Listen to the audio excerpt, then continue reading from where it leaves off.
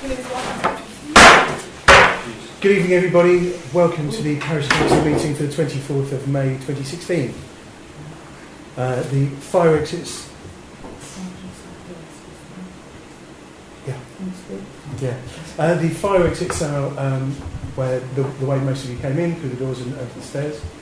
The meeting is being recorded, so everybody could speak one at a time after raising their hands. That would be excellent and very much appreciated. Do we have any apologies? Yes, I've had apologies from Ian. He's going to be late. He's at a youth court half-yearly update training session. Okay.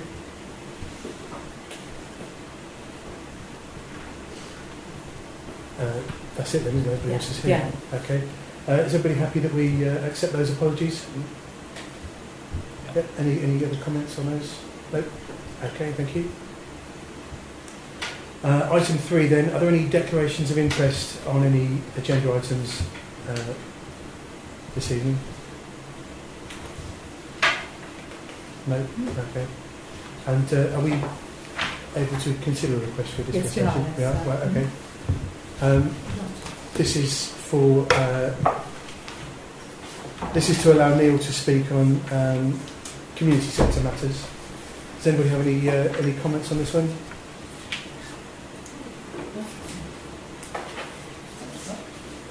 No? Okay, so we're all happy to grant this dispensation going forward then? Yeah, lovely, thank you very much. Item 4 is to sign the minutes of previous meetings. First of all, there's the Parish Council meeting held on the 26th of April. Does anybody have any comments on those minutes? No, so we're happy to sign those? Yes. Happy to agree those? Okay, thank you. And the extraordinary meeting held on the 4th of May. Does anybody have any comments on that? No. Fair enough. Thank you. So we're all happy that the extraordinary meeting minutes are also accepted and signed? Yes. Yeah. Item 5 then is the public open forum session.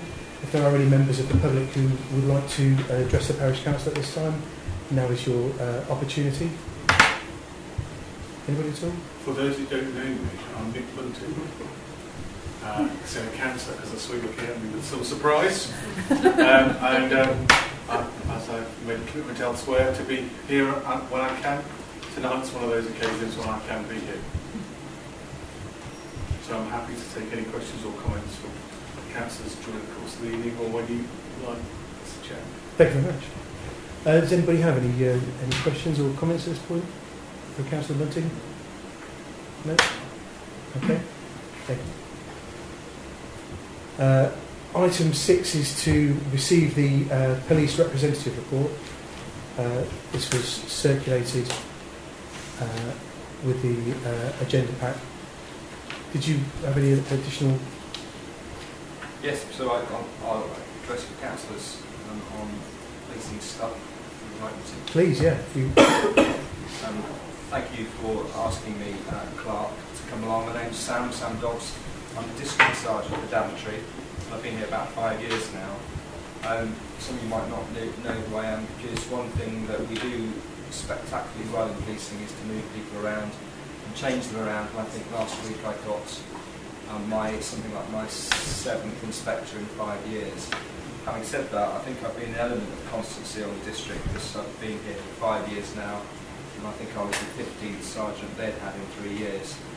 I suppose I wanted to come tonight because, and I'm really chuffed to see you've got your learning principles up on the wall.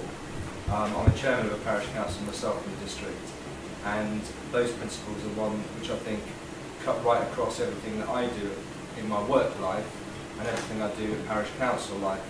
And I think they work very well for me tonight, because what I like to be is totally honest with you about some things. I don't know this parish council particularly well, but where I've been trying to get around my district to speak to parish councils, everybody wants us to come to the open meetings, and there's very few of us, as you'll pick up as we go along. Feedback I get, if I'm fairly candid with people, even though I probably have some unpalatable messages, and people appreciate that more than the spin than maybe they've been used to in the past. So if you think I'm spinning, then stop me and challenge me, and I think you'll find be quite reasonable within that. So how do I fit into policing? Well, we police still at the moment by district area, and Daventry district is my patch.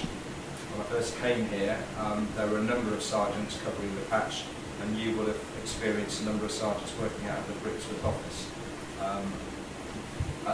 The way we work it at the moment, given, and when I talk about cuts and reductions, this isn't a bleat, because I absolutely accept that policing takes its share of the cuts in public service across the board.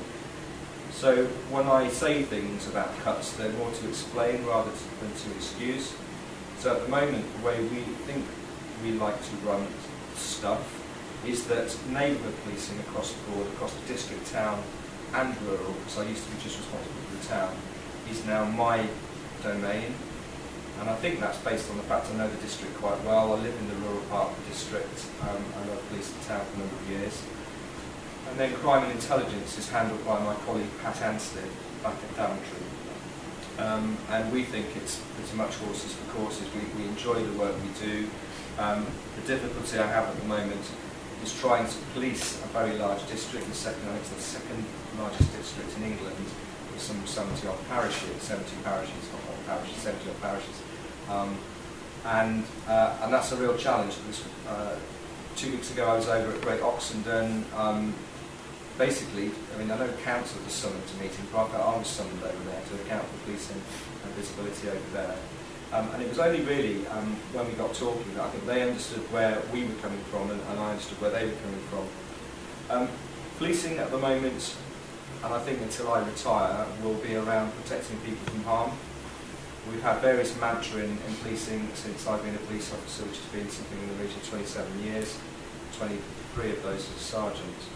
And protecting people from harm is what we do now. I'm not saying we have always done that. There's been various targets. We've lurched from serious political crime into violent crime, all kinds of different targets. And what we're trying to do now is put everything under the banner of protecting people from harm, because of the huge amount of stuff that's coming through in relation to child protection, vulnerable adult protection, human trafficking, which I think is going to be the focus of the next 10 years in policing. And you probably see that coming through on the news whenever you watch it at the moment. The police service is going through a huge amount of change, like everybody is. And I struggle to keep up with it myself, and it frustrates the hell out of me when I come to speak to groups of people like yourself. So my job is to try and manage through that change, manage my staff, and really manage the public expectations of us as well, in terms of what's practical and what's real. We had the comprehensive spending review, which looked at what we were fearing very large cuts to policing, and I think we were taken to the precipice and then pulled back when the Chancellor did not follow through with some of the cuts that we were modelling on. But to give you an indication, we were already a lean force, 125 million in the budget, now looking at a budget of around 100 million.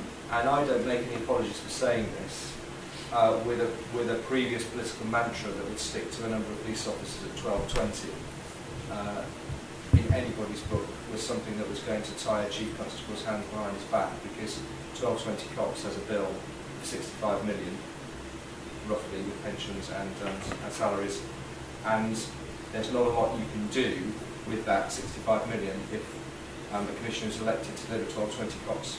And that's what the last commissioner, the previous commissioner, mandated. That was the democratic process that was used, and that meant that an awful lot of things had to go by the wayside.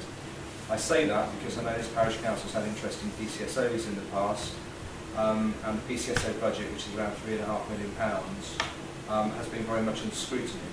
I had meetings as parish chair with the last police and crime commissioner, and I think it's fair to say we didn't quite see eye to eye on promises made and what we can deliver in terms of PCSOs and special constables in the area.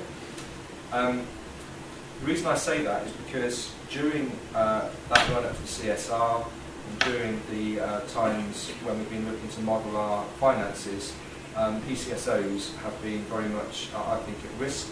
Some forces have got rid of them, we certainly were looking to reduce them.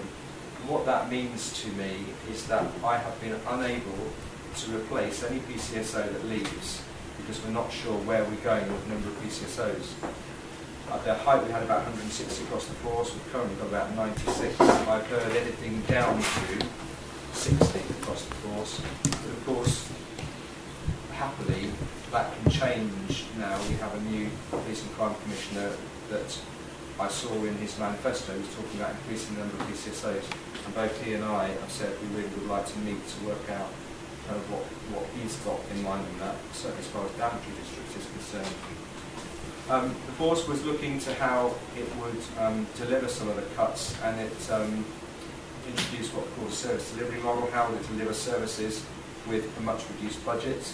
That frightened the pants off me. We were talking, I think, the kind of cuts to community policing were, well, let's just say they were swinging cuts. I mean, almost to the point of I didn't know whether I want to carry on doing it because I didn't think it was something I could do in that new model, which was a sad thing for me to have to say. But at the moment, that work is on hold.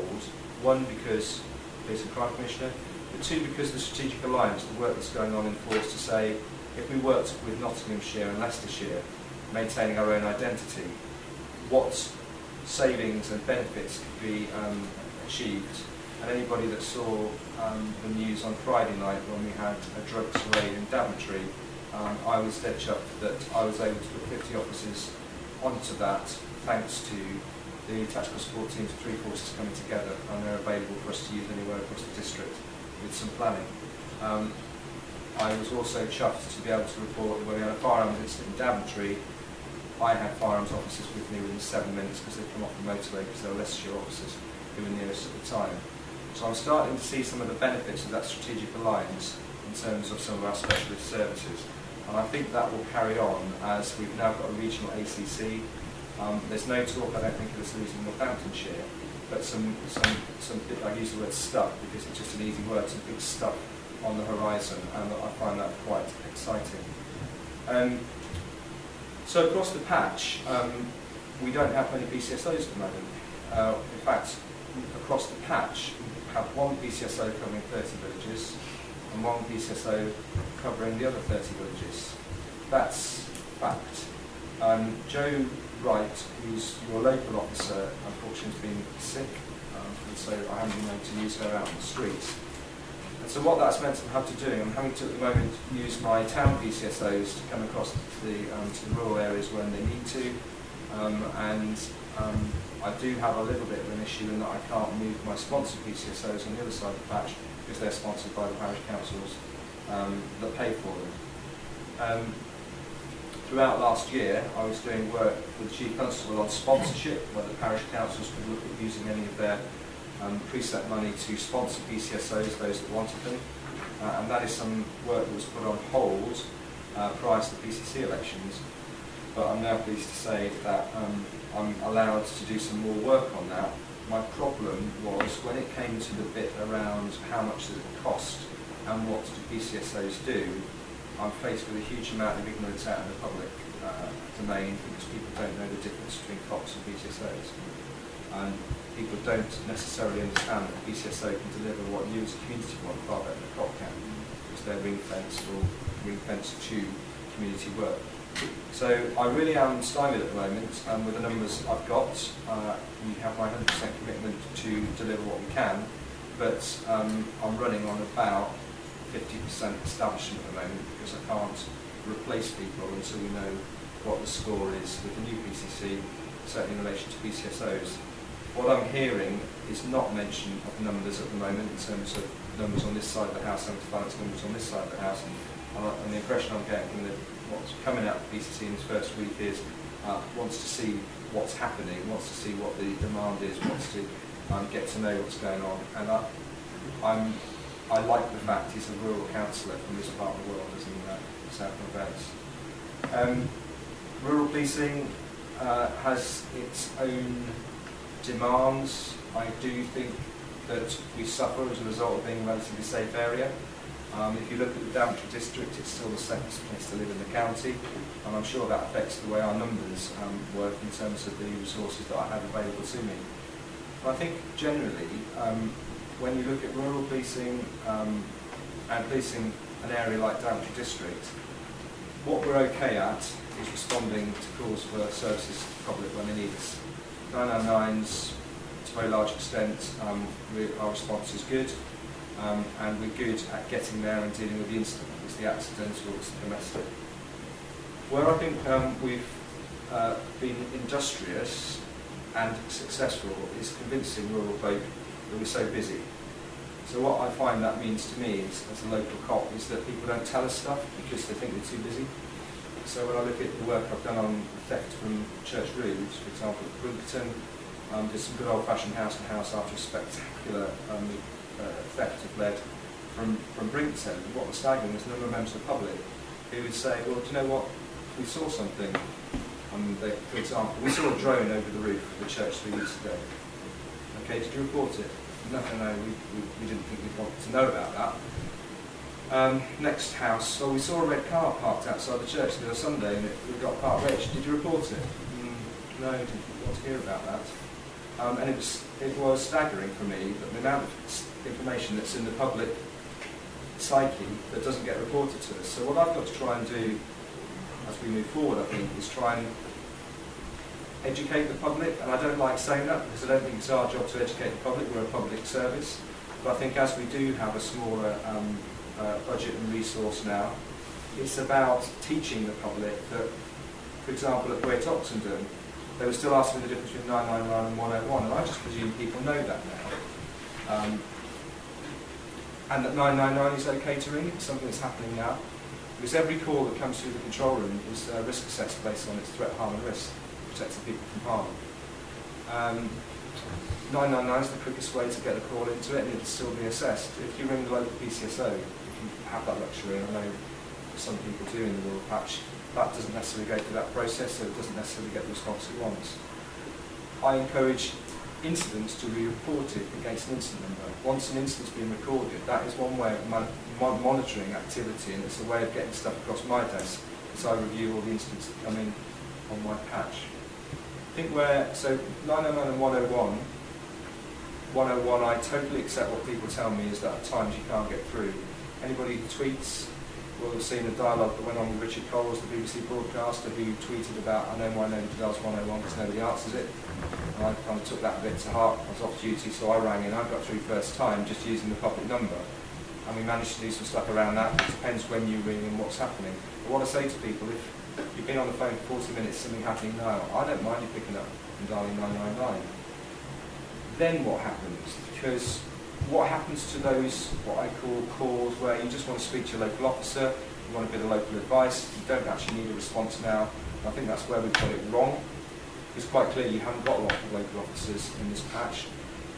So what I've done there is, we have got a phone line which is monitored at Daventry Monday through Saturday 10 till 4. That is a way which we can get calls to your local officer when the next on duty. And it's a way where we can triage those to say, actually, maybe the sergeant needs to speak to you because the local officer's not on. We've got email, and what I do want the local officers to do is to make sure that they have their contacts with you, so that when people talk to me about visibility, which is my last point, I suppose, I get quite tired of conversations around visibility because I don't know what it means. I know what it means, clearly, but it's not meaningful conversation when it comes to policing anymore, because I can flood your village with police officers and they'll be visible, but I don't know what meaning that has in terms of policing. So what I've been trying to do, and it's not spin, it's saying, would it not be better to talk about relationship? What is the relationship we have with local policing? Which might not be the police car driving through the village, but it might be knowing how to contact us, when to contact us, and who's the best person to contact. And that's what I'm trying to work on at the moment with my teams, to say, if the community get that, if we can educate the community and the community can educate us, that I think is a way forward in a reduced economy. Now you might turn around and say, well, that's just a big sop because you haven't got the policing and you haven't got the numbers. Well, I haven't, but what I have done is I've signed up to those principles and I've taken an oath, which means that I'm not an employee, I'm an office, I hold an office, and until I either resign because I can't do it or retire because that's when I go, I promise you that you'll get 100% out of me in terms of my commitment. And despite all the stuff that's going on with my staff, you'll get the same out of the staff. Where we struggle with some of the staff is they're not sure how to explain some of the abstractions and the vacancies. I think now we've got a new commissioner, we've got relationships forging well, certainly in the town, with our councils.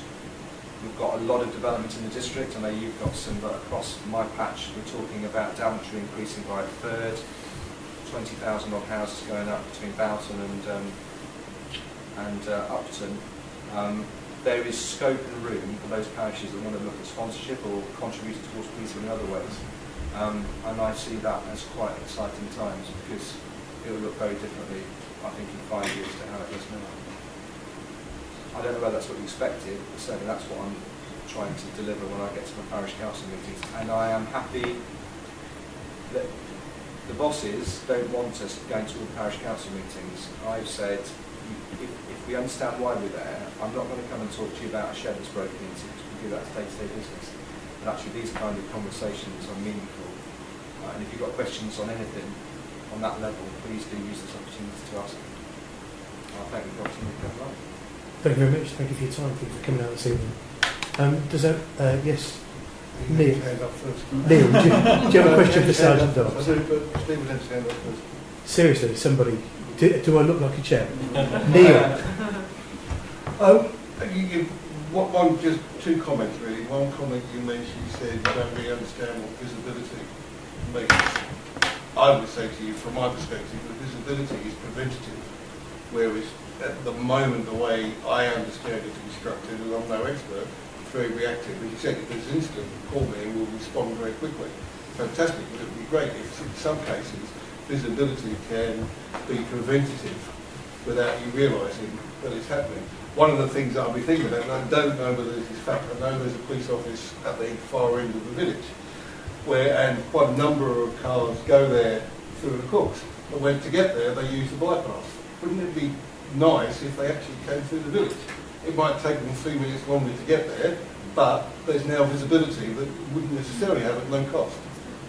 Really good point. Let me just clarify one thing. There is no doubt in my mind that the way to prevent crime, and this is not me, this is anybody who I think knows anything about policing, is the way to prevent crime, and the way you prevent certainly the terrorism agenda and that radicalisation agenda that's which is hot on the agenda at the moment, is through good community policing, through good neighbourhood policing.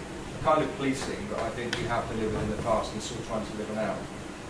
The big debate has been how to deliver that when we have to manage harm and deal with the response that comes in. Because if you came into our control room, and you're welcome any time as a parish councillor, if you want to come and have a look at how that works, come in and have a look.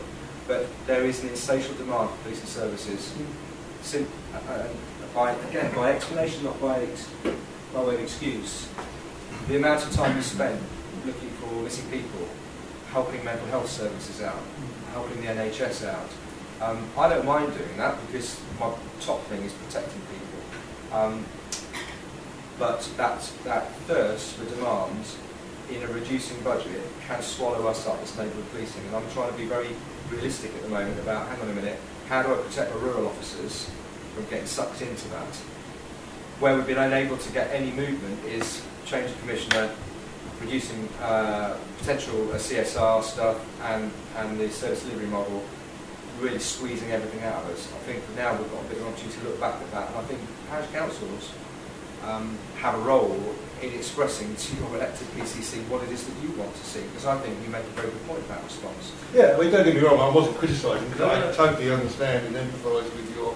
But I say, simple thing like the cars using the main road through the village rather than the bypass, that's visibility that is free almost. Well, certainly, just so that you know, the cars that come from Daventry, and it's what I do that now. If I come out here, I'll actually prefer driving through the village than the bypass, and it gets me to where I need to get back to Daventry quicker than the bypass. But Brampton have done a huge amount of work in relation to their concerns. I've got summoned to a meeting there about policing presence in Brampton. And we do now drive through Brampton and down Golf Lane with the burglars, and people certainly are starting to notice it.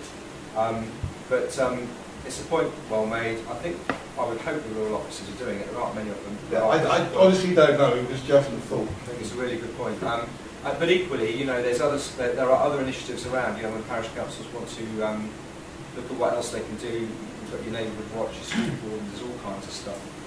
But I do think it's really important that, that's what I was going to say, obviously my parish council at Daventry is the town council, which is a large parish council, and I've certainly done a very frank presentation to them about policing in the town. And one of the things that struck me about talking to them was, when they were talking about front line, they said, so the bit that you do, Sam, like the community policing bit, is that the bit that they talk about front line? And actually no, people who understand a little bit more about policing will get the response stuff. And I think you have a powerful voice within the county now, with a new PCC, to start expressing to him the kind of policing that you want to see. Okay, thank you. Steve, did you have a comment? Yes, a couple of questions really.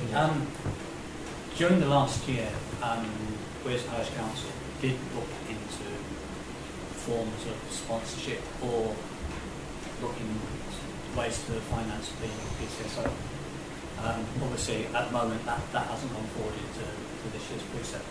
But it would be interesting, perhaps not today, so it would take too long, that we could perhaps discuss that in a further meeting. Yeah. I've done a year's work on sponsorship, and I think it is a concept for a rural district which works quite well. I've had those conversations at various political levels across the district, at parish, at district, at county, and at MP level, and there is a view that politically it works with the regimes we've got at the moment. As a parish chair myself, I chair Harleston Parish Council. I'm looking at going up from 170 houses in my patch to getting on for 2,000. And obviously, if there's a mantra about not increasing precept, and I get that, I've got an opportunity, if we get the window right, to say, well, rather than wait for the funding of policing to catch up to all those housing estates that are built 3 years on, there's a view, it's not my view, although I agree with it, but actually if we were to look at sponsorship of PCSO as those communities grow, with 28% social affordable housing, which will bring with it a different demography, different style of policing, then actually it might make sense to have some locally sponsored PCSOs.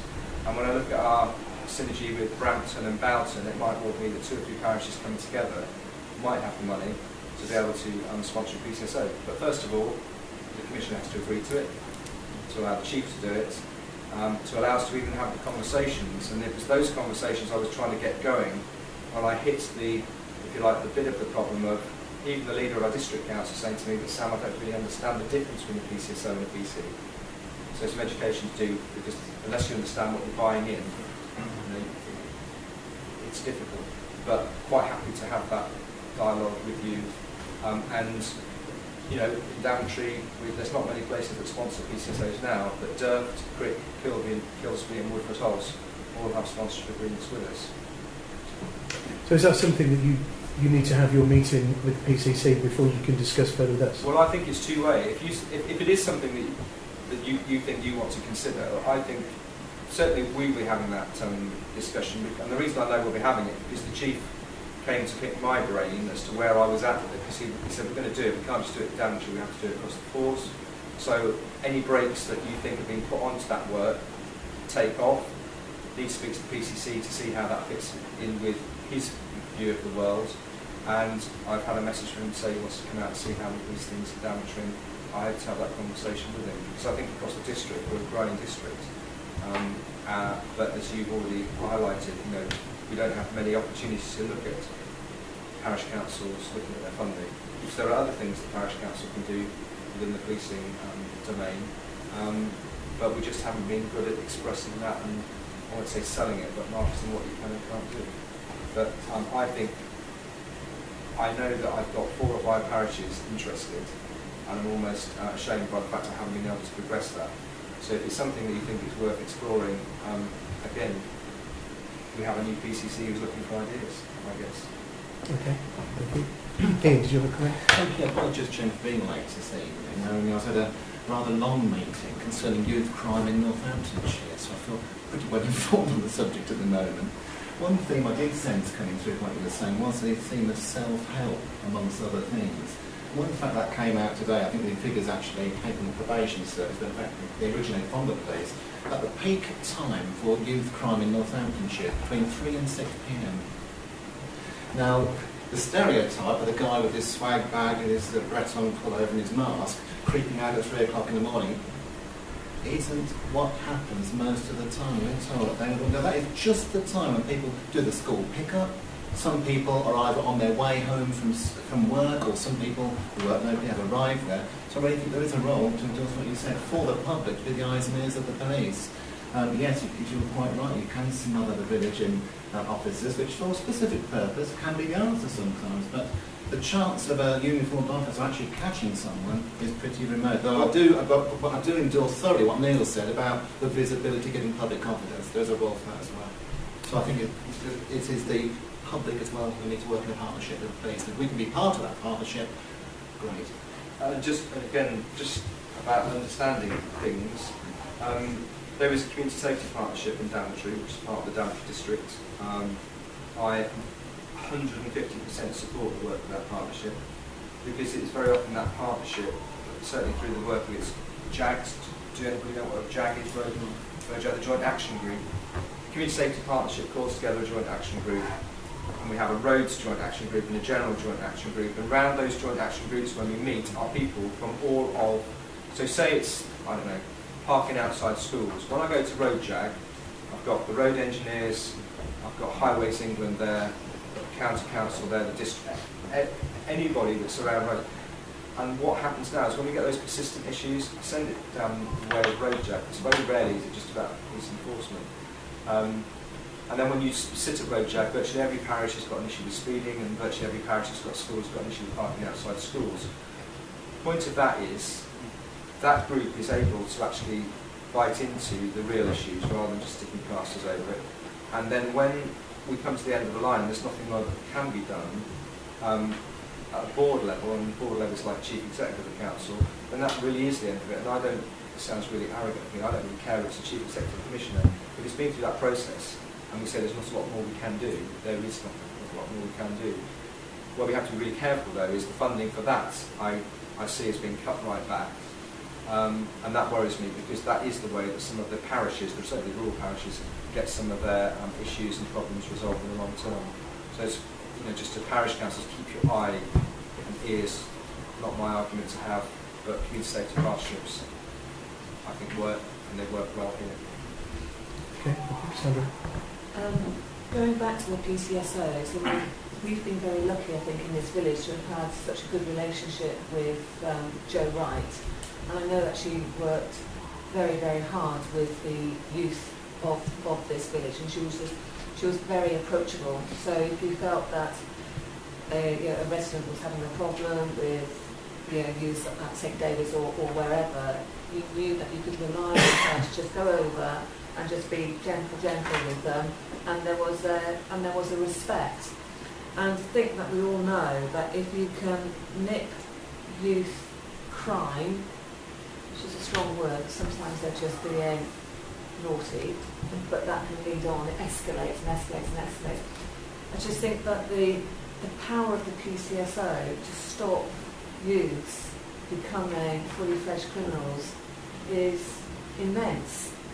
And I think that needs to be the message that we as a country, or as a village, or as a town, you need to get across to your boss and say, you've got to nip this. It's almost like zero tolerance. If you nip it now, when they're 9 or 13 or 17, hopefully it will stop them from making a career out of crime. So that relationship is very, very important. It's music to my ears. That's exactly my raison d'etre around rural policing. It's about relationships, about rapport that I've talked about, and at DCI we had a kidnap, GBH, minor extortion involving teenagers in Daventry. Happened on the day I was on, and there was all kinds of efforts going into trying to find these youths at front of ground, and it was my team that came on and me that said, well, do you know what, we know who to ring, we know how to ring them, and it was almost like gentlemanly. I rang Leon up and said, Leon, I need to arrest you, you are going to be arrested. It can be me that arrests you, or you can be arrested at the end of the car chase, but bottom line is, you're going to be arrested, but we have a rapport already, even though you tread kind of like a dodgy line. Yeah. And the detective chief inspector rang me up and said, what is it? You ring up, it's almost like a gentleman's tea time arrangement. You ring him up and lock him up, yeah, you get him in, and we get the job done. and we'll still have a good rapport with them next time. So you're right, we don't need to convince my bosses, they all get that. I've met with the ACC and I've met with the chief, they get it. It's just what we can afford in the new world vis-a-vis response and specialist stuff. I think we can't. I think we cannot afford not to have community policing. And the front line of community policing is the PCSO. Yeah. When you look at the, I did the review of PCSO, so I worked for the chief. We were the first to have them in Daventry. We went through the, not political comment, historical comment, went through the Chris Grayling, plastic police officers bit. You know, we trialled in the north of the county, they only use their powers once a year or something. They don't need the range of powers they've got. It's good that they have them. But their very presence and their rapport is what delivers our community policing. Yeah. And I think there's a growing number of people who get that, but not everybody gets it, No. so not everybody can hold the purse strings. So I just think that on a sort of a psychological point of view, you know, I mean, I'm assuming that most youths who get involved are male and not female. I don't know. I don't want to. I haven't got the figures. I don't know. But they do need, at that age, and I'm sure Jackie, you've come across this. They need a mentor for whatever reason. They need a mentor, and sometimes that is the police officer, because they have that respect for that police officer. And it is again going back to building up that relationship. One thing they have said, and this is agreeing with you, to the bosses that have been out, certainly new bosses that are taking over at the moment, we've got some new superintendents and chief superintendents, is if at any point the brake can be taken off and I'm allowed to recruit PCSOs, or I'm allowed to look at who we've got as the cops behind those PCSOs. And I see the PCSOs as the GP and the cop, or the special constable, the parish constable behind them as the consultant. Then I want to make sure, I actually said I want to interview them, I want the best people in the PCSO role, I want the best people in the cop role sitting behind them, because that's where we need to put our best people, although it's not such a fashionable thing to do. And I probably should have said amongst that, lots of talk about parish constables, special constables, and we have lots of them at the moment. But I think there's a recognition that they're not in the places where I think they should be, which is out in the community, because we've marketed it a different type of special maybe than what we need. But that's work in progress. Yeah.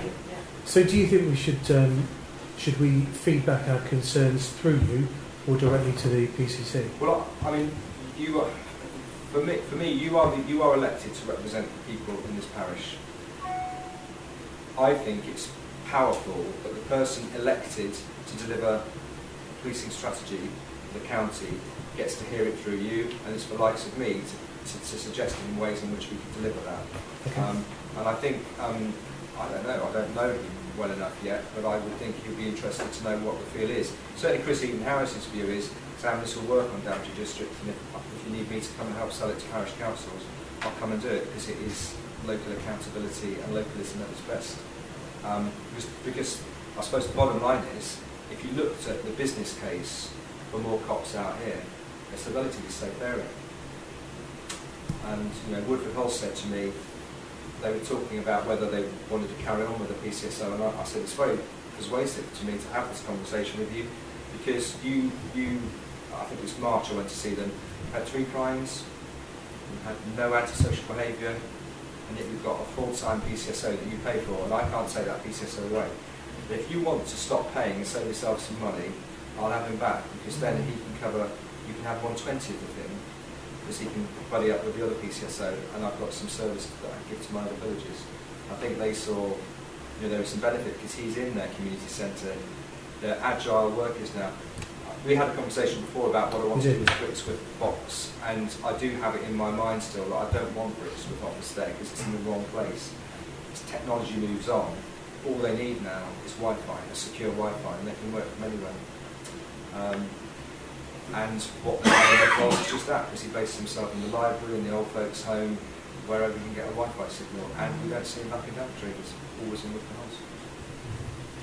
Okay. Ian, did you have a comment? No, it's passed. Okay, thank you.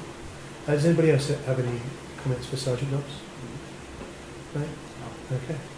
I think we'll take your comments and decide what to do in the near future. And if it's helpful, call me back. You've got my contact details, and I'll happily come to another meeting or meet you separately. Lovely. Thank you very much. Do you mind if I go? By all means, thank you for giving up your time coming to see us.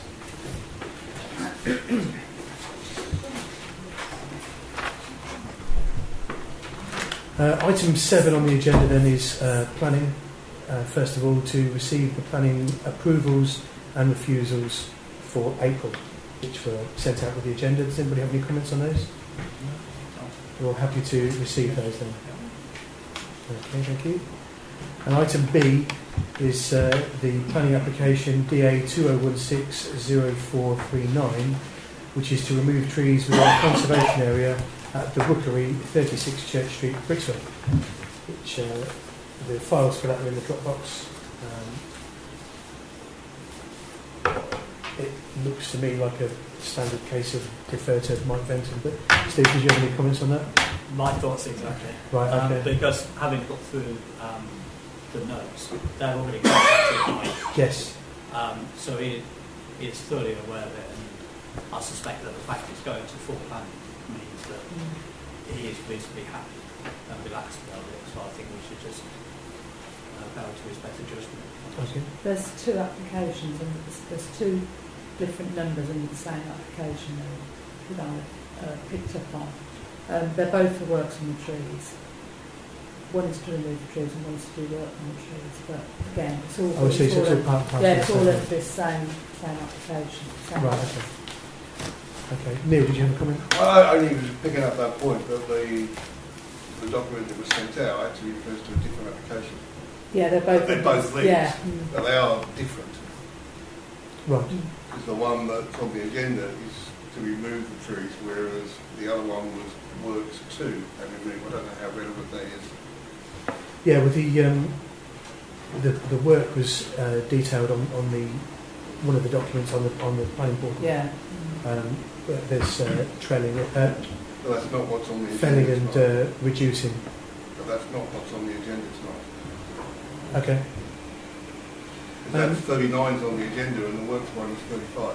Yes. Okay. Does anybody else have any comments on this? This one, because it's 0435, we just, I think, let Mr. Benton make the decision. Yeah. Yep. That's like What, 435? yeah, that's the one that's That on the one agenda. No, 439. 439's on the agenda. Sorry, 439. Yeah. 435 isn't on the agenda. Yeah. I just go 439, Mr. Benton. And what Is that your proposal? It is. what do we do about 435? Well, the thing is, when you go into it, they're both under. Although they're different numbers, they're both under the same. They've both got the same documentation. It's the same address. It's the So same they've thing. merged 439 and merged it. 435. So if we agree 439, that encapsulates It encapsulates the 435. whole thing. Okay. Yes. Ian. I think they're quite clearly separate applications. One is to remove. It's either may be the same trees, it may be not, but it's an either or in this case. We need to have a view on either. We might be happy to have them removed, or we might be happy to have them left and trimmed, and it's two different things. On Okay. the 439, which is on the agenda, I propose we let Mr. Benton make the decision. Okay. Is there a second to that, Stephen? Thank you. All those in favour of the motion regarding 0439? Everybody, thank you very much. Item 8 then is finance and administration. First of all, we've got the bank reconciliation. Does anybody have any comments on that? So we're all happy to receive those figures. Thank you.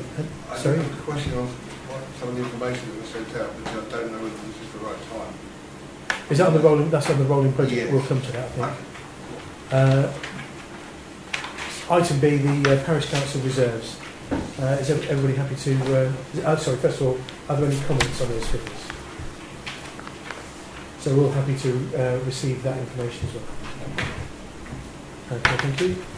Item C is to receive the rolling budget for April 2016.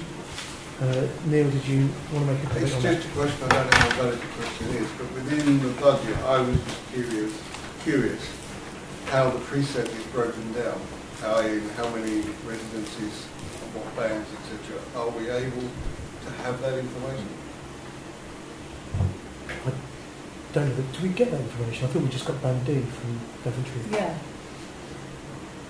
So we don't. Okay, are we able to get a more detailed breakdown for our preset? Nick, did you have a response? That information is available on the Daventry website if you look at the council papers for either the last full council or before. The full breakdown is there by band. By band, by district. Lovely. Thank you for that. Thank You have to mine it a bit, but it is there. Yeah, that's one.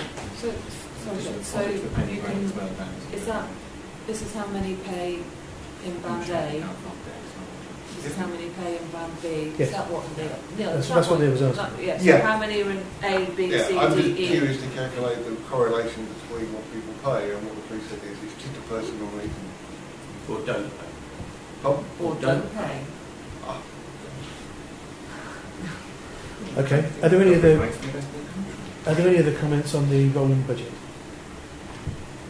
So we're happy to receive that as well. Item D is the clerk's report. Are there any comments on that? No? Okay, so we're happy to receive the clerk's report as well. Item E is to approve insurance for 2016/17. Emma? Yeah, I've had 3 quotes now.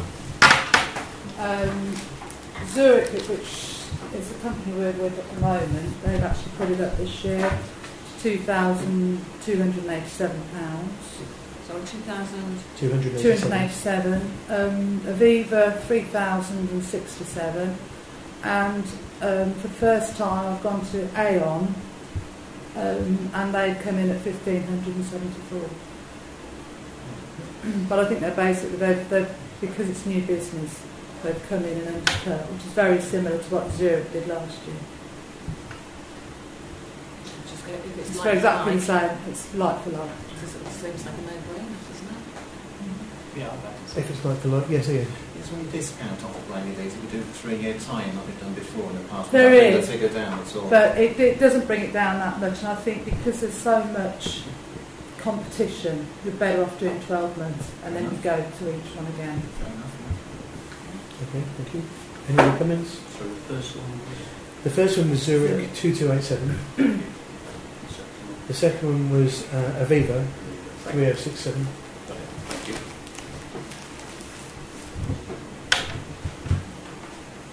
Okay. So then was yours? Was that? Did you make a proposal? Something? Yes, can I Well, propose? one question. Oh, Sorry, sorry, my apologies. sorry, no. How, just out of curiosity, how much in the budget was allowed for? 1,850. So what? Sorry. 1,850. The other one, Zurich and Aviva, are viable anyway because it wasn't allowed for. Well, they're not within the budget. No, No. within the budget. Yes, Steve. Mr. Chair, does that presumably still got separate quotes come from vehicles? Or did that go? Yeah, the vehicles are separate now. Okay. Sorry. No, that's okay. But actually, it's a good point because if we only predicted 1,850 in this year's budget, if Aon hadn't come in at 1,500, You'd have actually paid more. yeah. So, Stephen, is it worth just us making a mental note that maybe next year we're a little bit more generous in what we allow? We did allow a fair bit extra. We didn't allow like 2% of it. We did up it a fair bit. But insurances generally have gone up. And I think insurance tax has gone up. It's gone up, yeah. That's And that, the that's issue with the a lot big of one. But that was obviously coming after we had our best guess, shall we say. Yeah. But no, it is something that I think we are aware of, that it does fluctuate enormously. Because what was it last year then? 1,800. So it was 1,800 last year. And that was because we changed last year. Yeah. Shop around, you're going to get a deal. Yeah. Okay. Sorry. So are you making a proposal that we Can I accept it? propose that we accept the Aon renewal price for the insurance, the 1617, please? Okay, thank you. Is there a second? Neil, thank you. All those in favour of accepting the Aon quote then? Everybody, thank you very much. Can we thank the clerk for her efforts in finding a cheaper quote for us and saving us some money? Yeah, absolutely. That's great. We'll get within the budget anyway. We nearly didn't get it, don't we? Item F then is to approve the annual accounts for 2015/16, which was circulated with the agenda. Does anybody have any comment on those accounts? Circulated with the agenda, Yeah. Yeah.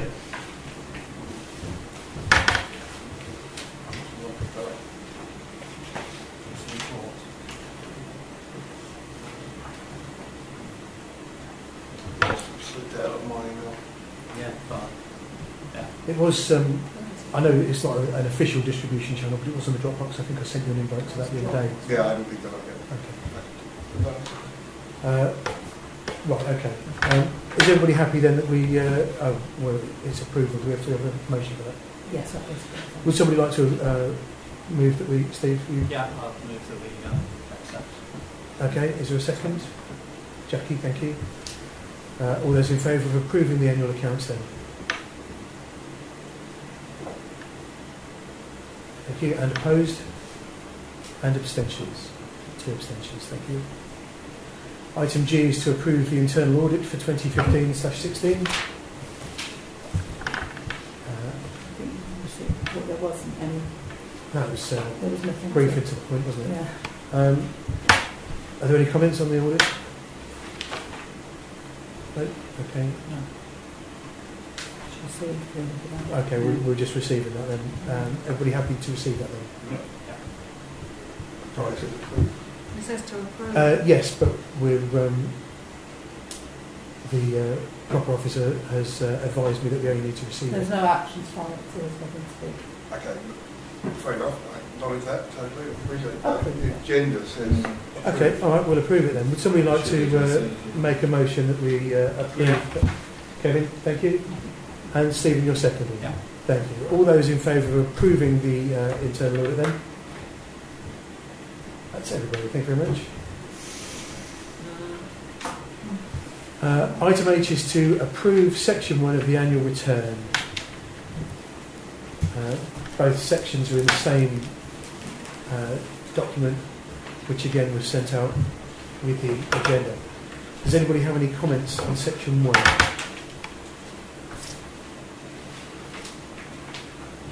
No? No. Okay, is there a motion to approve section 1, please? Steve, thank you. I think I'll move that we approve section 1. Thank you. And a second? Peter, thank you. All those in favour then of approving section 1? That's everybody, thank you.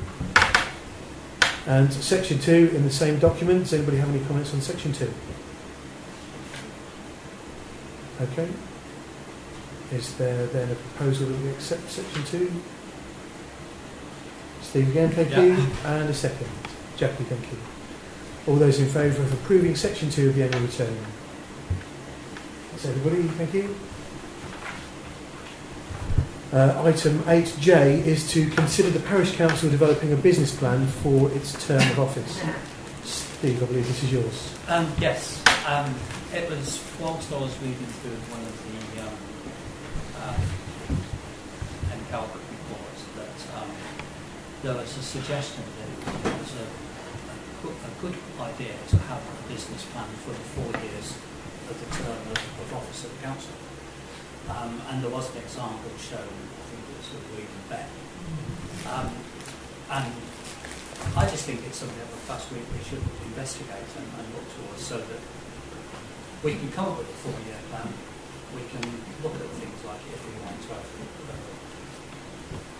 the PCSO funded and how we can go about funding it, and we can look at a long-term strategy. And the same with, we're gradually upgrading St David's playing fields and other playing fields. Let's look at it. Let's have a 4-year plan and not sort of go along from year to year. You know, shall we do another year? But so that we can put it out to the public that we are aiming to do this over the term of this council. Excellent, sounds like a good plan. Are there any other comments? No, I think it's, it keeps us focused. I think it also looks good from a, I don't want to say PR, but you know, if it's something that we have on our website, people can see what we're doing, what we're trying to do, rather than what is it that they do? They don't do anything. It'd be nice to show that we're proactive rather than reactive. Yeah, Nice and I to think show it that. works hand in hand with the sort of presentation of all projects. Do you know what I mean? It's just. Don't jump. I'm so sorry. But it just makes it more business-like. Yeah. Yeah. Okay. Yeah. Ian. I think it starts to horse trading that we get sometimes around preset time, and we sort of say, well, can we afford it, can we not? And sometimes I think our hearts are in the right place, but our business heads aren't always on. I think this would be an admirable step forward to make sure we've got a focus that goes beyond year end and lasts for the whole of those 4 years. I commend that. So, I mean, did you have an idea of? Is it something you'd be interested in spearheading, or did you think it would go? Obviously, it's going to be tied quite tightly to finance, so yes, it may be that members or all of the finance working group are involved. I would have said yes, the finance group would be involved, but I would also suggest that members of the council put suggestions forward so that everybody has a say in this. I mean, it's not just left to the finance group to come up with some ideas and other people say, God, I wish I'd have thought of something else. So let's open it out for people's group or report back to them with some suggestions that it could be put forward to the finance working group. Okay. And then we can then start to develop a plan. I mean, it's not going to happen overnight, is it? It just sounds like potentially an awful lot of work to fall on only a few shoulders. So, But, I mean, I don't know what. Don't know whether you want to. Start with Well, we've got this one that Stephen was talking about. Oh, right, okay. We could sort of. I think we reinvent the wheel. Yeah. I've not seen it. I think we can get a template up fairly quickly. Right. It's the And then copy and it's- paste. it's- Yeah. Unfortunately, it's not in the Word document. But no, we can get to that. And if we set a time scale, so a couple of months or something for people to come back with ideas, we can start then looking forward, bringing it forward, because it's really going to be next October, November time, as soon as we start talking about next year's preset, that it starts coming into play. So, but presumably a business plan would need to be fair. It would need to be fairly rigid before we start talking about the preset. Oh yes, yeah. Because it would be. So, you're suggesting that we solicit ideas over the next month or two. Yeah, and then we can start building. And then Emma will bring them to the finance working group. Yes, and then we can put some bones on it, and then bring it to council as a working document. Okay, sounds like a good idea to me. Does anybody else have any comments? You two guys okay? Sound idea. Absolutely fine. I mean, sorry. Yeah. Whoever came up with the idea would need to do some costings. Obviously, that wouldn't necessarily be down to the working group. Right? So that's where other people from the council could help working the detail out, and then the finance working group say, right, okay, how are we going to arrive at that money? How are we going to come up with that? Okay. Good idea? Yeah. Yeah. Any other comments? So No. do you want us to start looking at the weeds and beck now, to just familiarise ourselves and then come back to Emma? Well, I think that's just a template, really, isn't it? But I mean, familiarise. I think people look at ideas and then bring ideas back to Emma. Is We it- is can that- come up with a I can template. pull that out. That's a PDF at the moment, is it? Yeah. Can you circulate that to everybody after the meeting? Thank you. As an example. Yeah. Right. Okay. So, would you like it to make a proposal, Steve? I'd like to propose that we start looking towards a 4-year plan for the expenditure of the council. Okay, thank you. And Peter, you're seconding. All those in favour of the motion then, please. Everybody, thank you very much. And item 8K is to consider the Parish Council standardising the presentation of all projects. Is this you again? This is me again. Okay. Again, it's just really sort of getting a more business-like approach, that we follow a template for when we're presenting, of course. And we've all done it. We've all sat around here and said, I think it will cost so much. And if we had all that in a standardised report, it would all be there, it would be distributed to the councillors prior to discussion. We going, yeah, I'll come up with a template which we can sort of put forward. Okay, yeah, I mean, I think we've done that on occasion in the past, Yes. and people have commented on how well it's worked. So I certainly think it's a great idea to standardise it and have everything done that way. Does anybody else have something? Well, I think that it ensures that we ask the question, for example, does that include VAT? For example, does it include delivery? Does it fit? Is it fit for purpose? It just makes sure that we ask all of those questions before we commit to spending any money, doesn't that? Yeah. I think it's a nice idea. Okay, yes, Peter. The dividing line between a business plan and individual projects. A business plan would consist of a series of projects, wouldn't it? The business plan would say, look, we allocate £4,000 on council projects, but then to spend that £4,000, people put forward a proposal for the money to be spent. Right. So it works in tandem. Yes. But it doesn't take the place of. So the first one is like a programme, and the second one is the individual projects that make up that Yes, programme. yeah. But it is pretty much two sides of the same coin. Yeah. It is, yes. Just yeah. Tidying things up significantly. Yes, yes. Yeah. Okay, yeah, good idea. Okay then, if there are no other comments, would you like to make your proposal?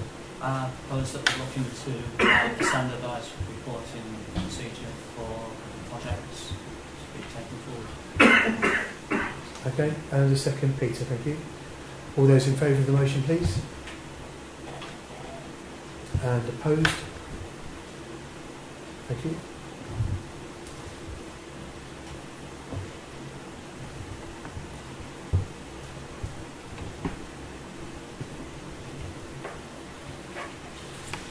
Item 8L is to resolve to record all Brixworth Parish Council meetings with the exception of working groups and agenda items deemed private and confidential. Sandra, this is yours, isn't it? Yeah, it just struck me that we record this meeting but not others, and I just thought, why aren't we recording our planning meetings? So planning meetings are as important as this meeting, especially in terms of sort of the Nolan principles, the transparency, honesty, and all of that. So I just thought we need to treat all of the meetings or the committees the same. It was. Are you not worried about the extra space it will take up on YouTube? No. Okay. Are there any? Yes, Peter. So that would be the media communications committee as well. That's a committee. Yeah, I suppose it is. Yeah. Oh, that'll tighten that up, won't it? So.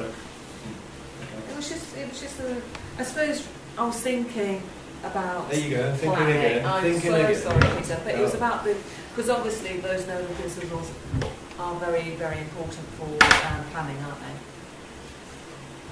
Because if we think of the example that we had where an applicant made an accusation that a parish councillor had an interest in the Because they outcome live nearby. because they were the next door neighbour. Just, if I may, Chairman, I presume you registered with the Data Protection Act Yes. and you Yes. registered with the CIA. Yeah. Do you have a data controller? If you're going to record things, you'll need a data controller and you'll need to have specified approvals from all those present to record it. You can do that annually.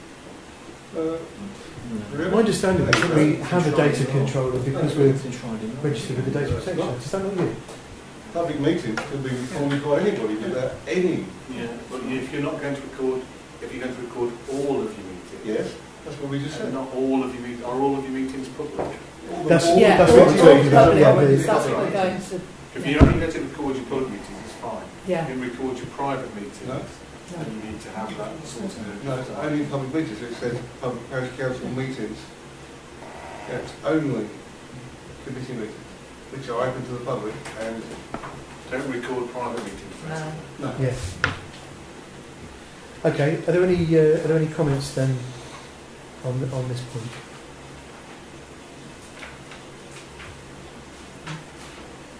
No. Okay. It does seem to me like it's it makes sense given that we already yes. Ian. Our standing orders do say photographing, recording, broadcasting or transmitting the proceedings of a meeting by any means is permitted without the council's consent. If somebody else can do it, surely we should be able to do it. Yes. And we indeed should. Yeah. I think that was the argument that we put forward when we agreed to record the ordinary meetings as well. So, in the absence of any other comments, then your proposal, Sandra. Can I propose that we record all Brixworth Parish Council public meetings with the exception of working groups and agenda items deemed private and confidential? Okay, thank you. Is there a second to this?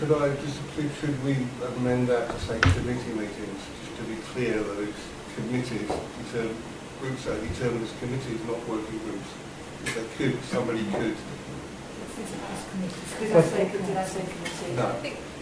You said public meetings, which is committees and Do you want me to use not the word working committee? not working groups generally.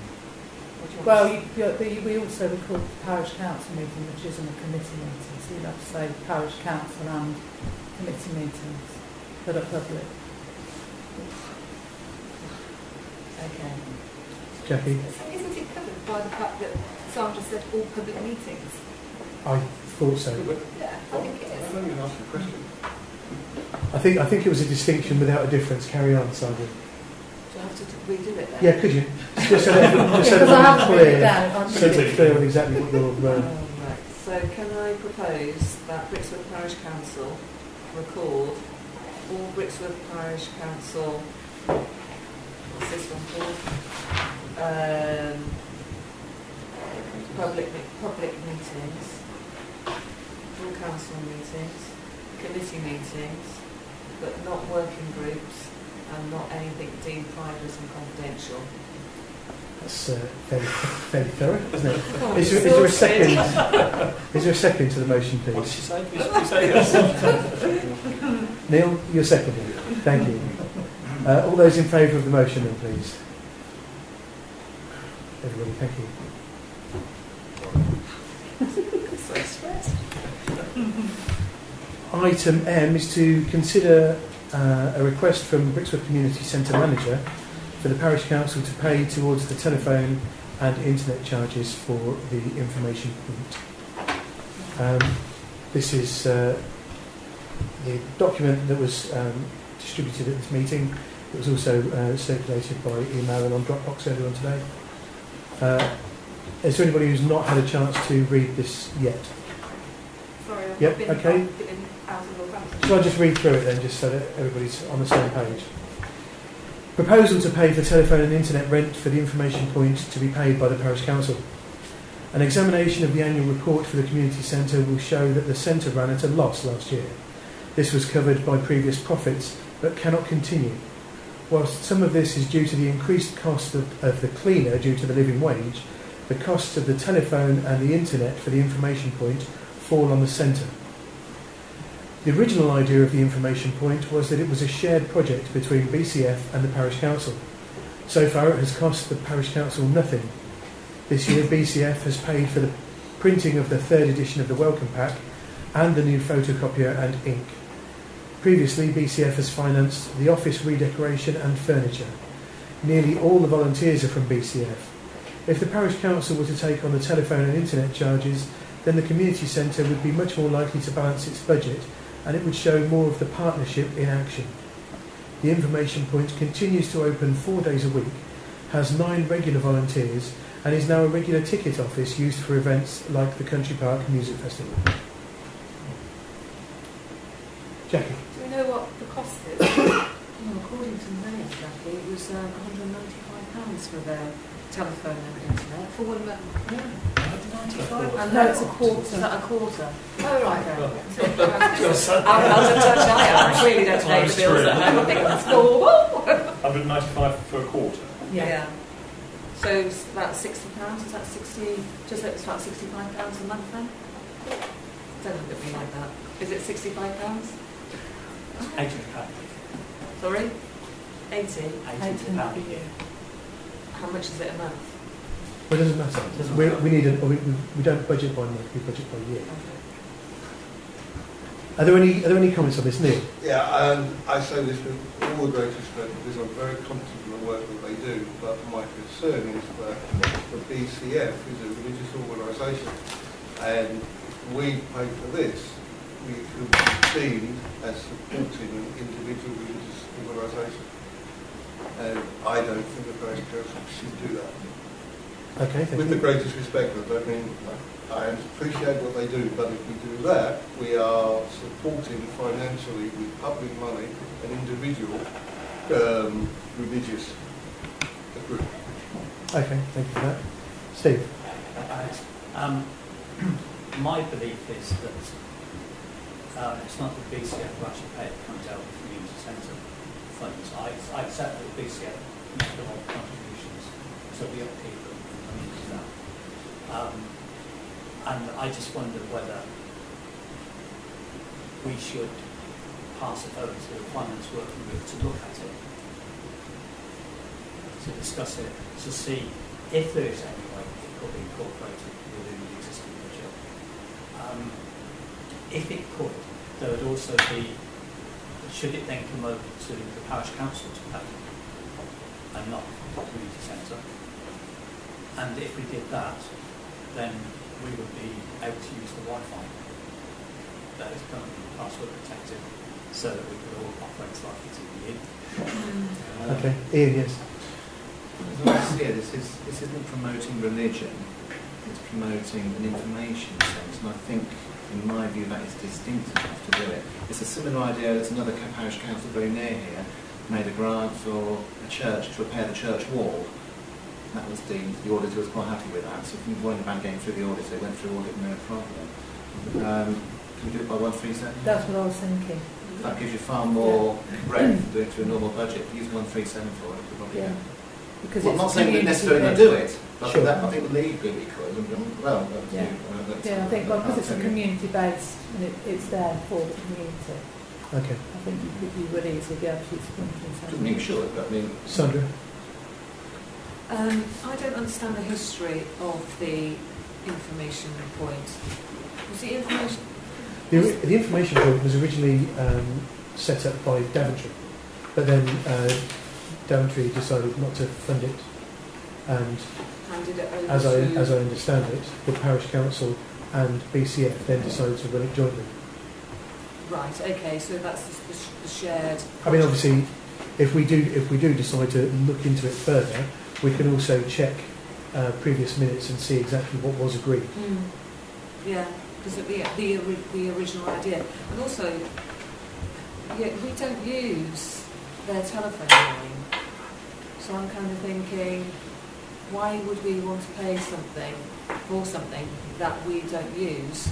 And the same with the internet.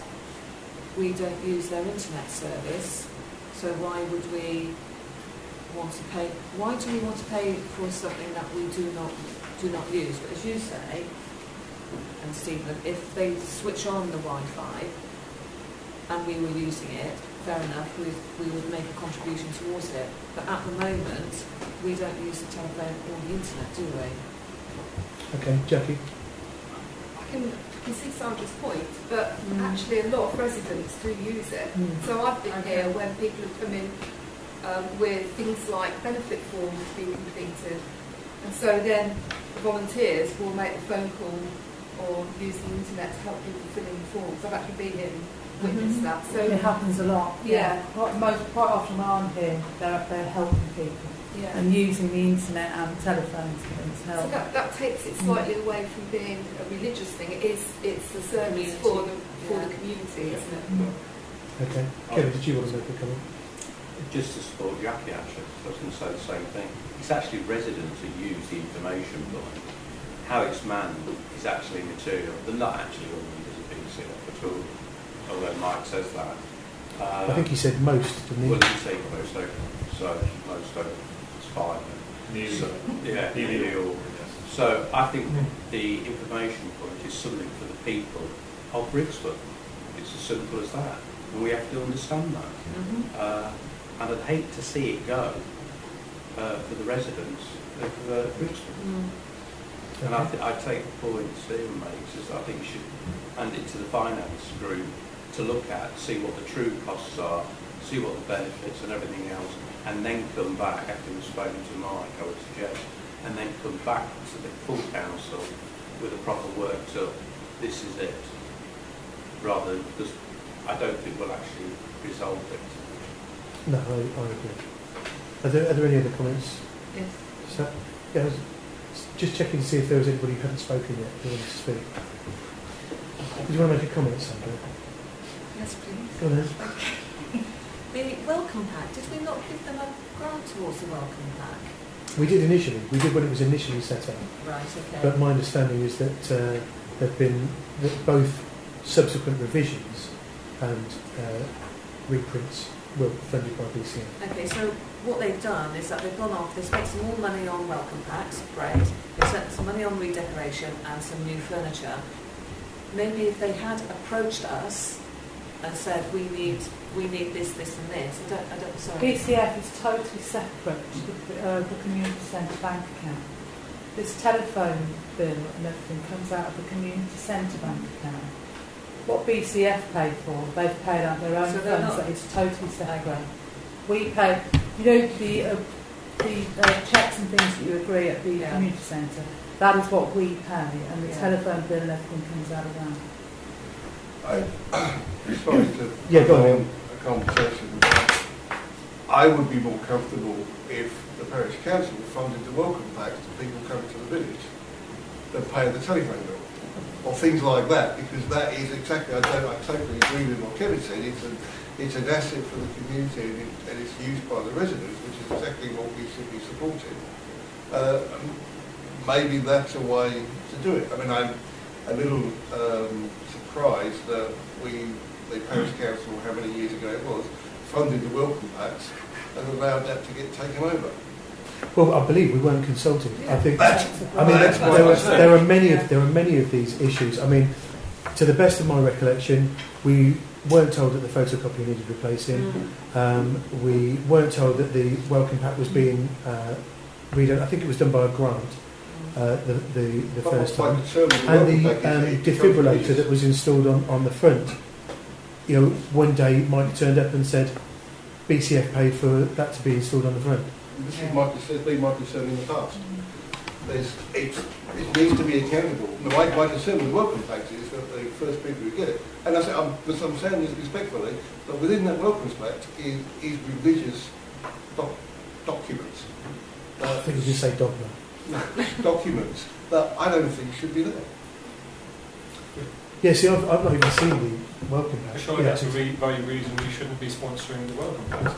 If people come here because they've got problems with their council tax or any of those sorts of things, and the staff need the internet and the phone, then that is a community benefit, isn't it? So yes, I think us paying for the phones and the internet and having nothing to do with the welcome pack, if there's religious stuff in it, then I think that's probably the better way.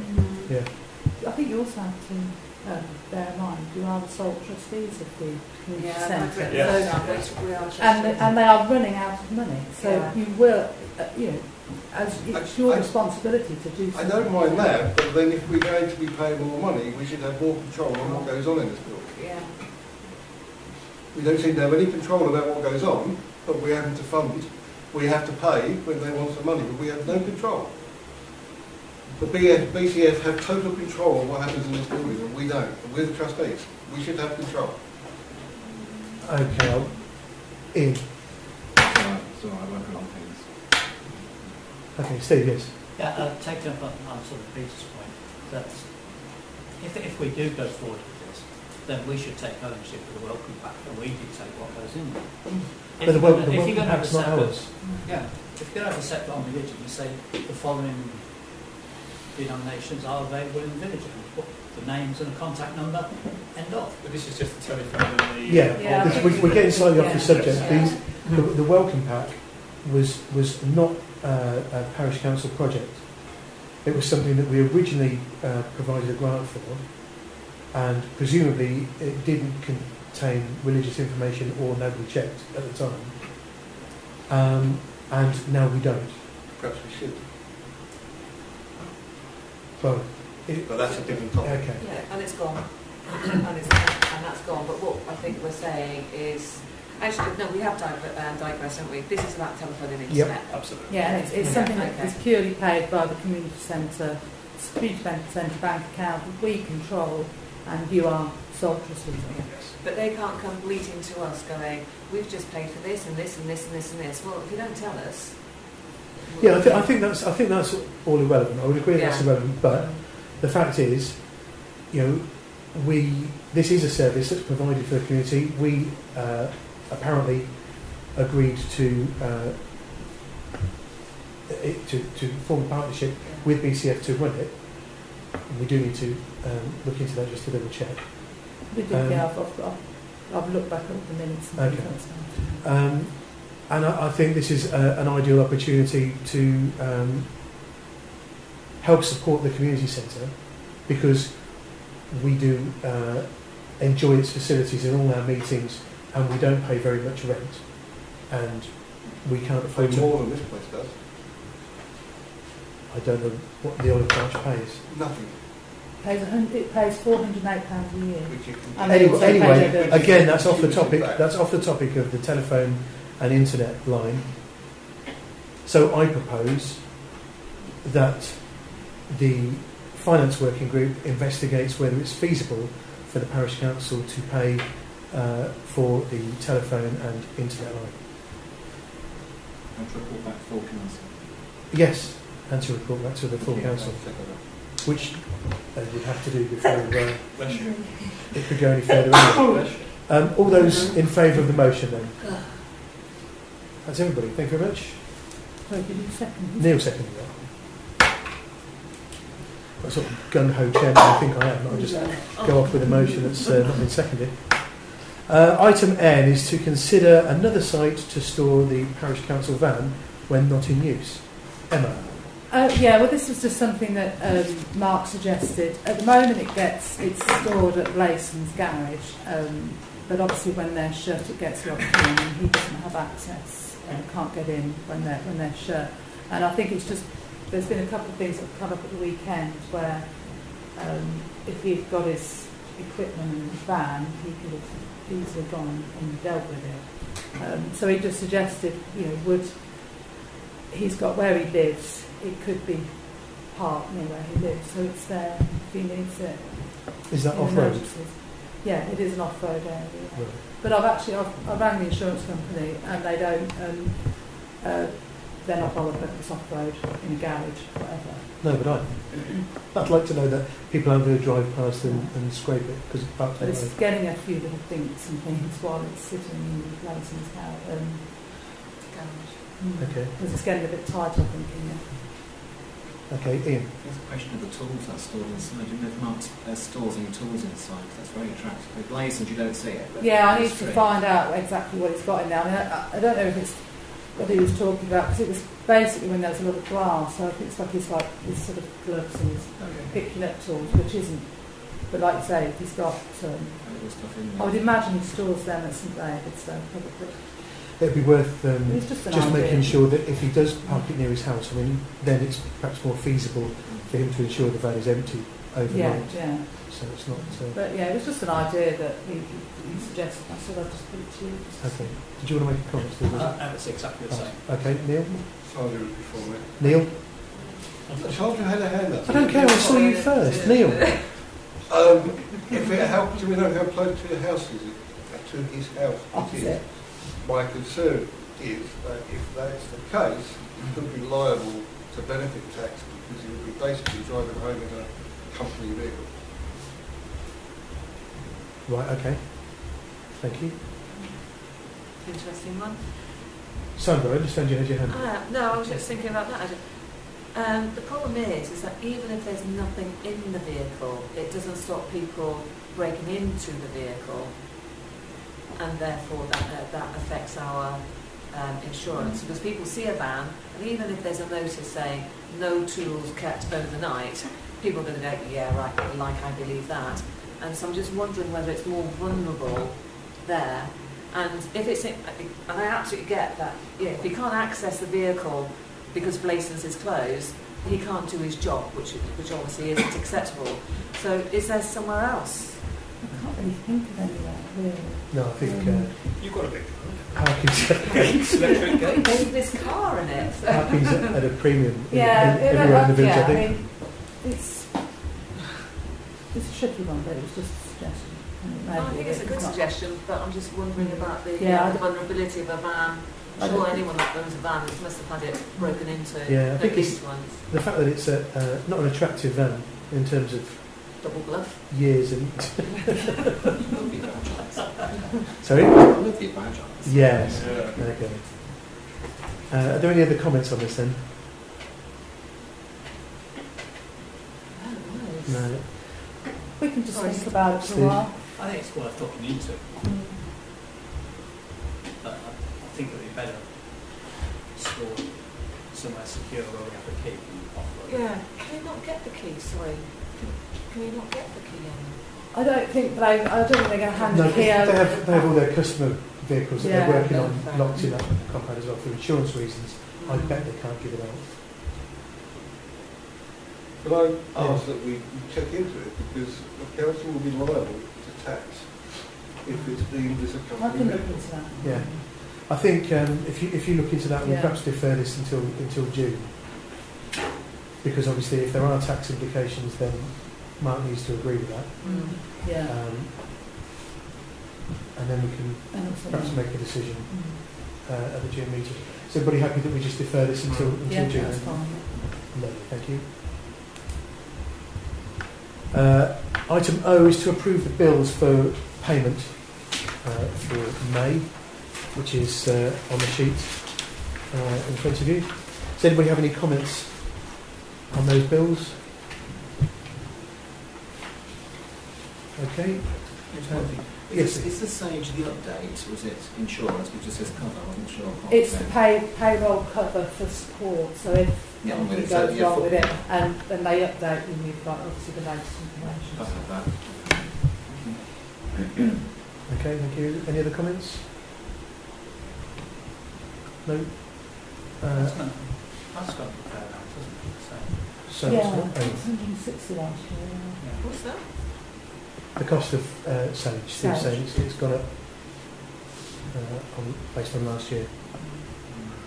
So would somebody like to approve, move that we pay the bills? Neil, thank you. And a second. Steve, thank you. All those in favour of paying our bills this month?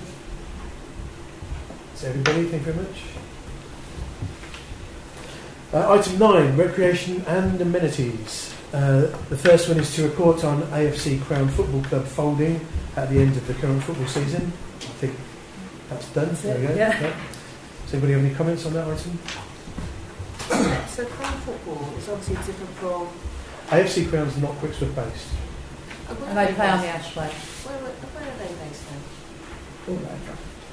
Oh, so it's like just... Well, the guy that runs it It's lives in Joan Vineland. Mays, So. Oh, okay. They're the senior ones, aren't they? Yeah, Yes. one of the senior The ones that teams. swear.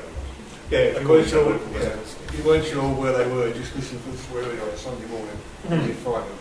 They were shocking. Okay. Are there any other comments on this? Right. Right, so we're happy with that. Item B is to consider options for the use of both the Ashway and St David's recreation grounds for sport during the 2016-17 football season, following AFC Crown not using the Ashway for future games.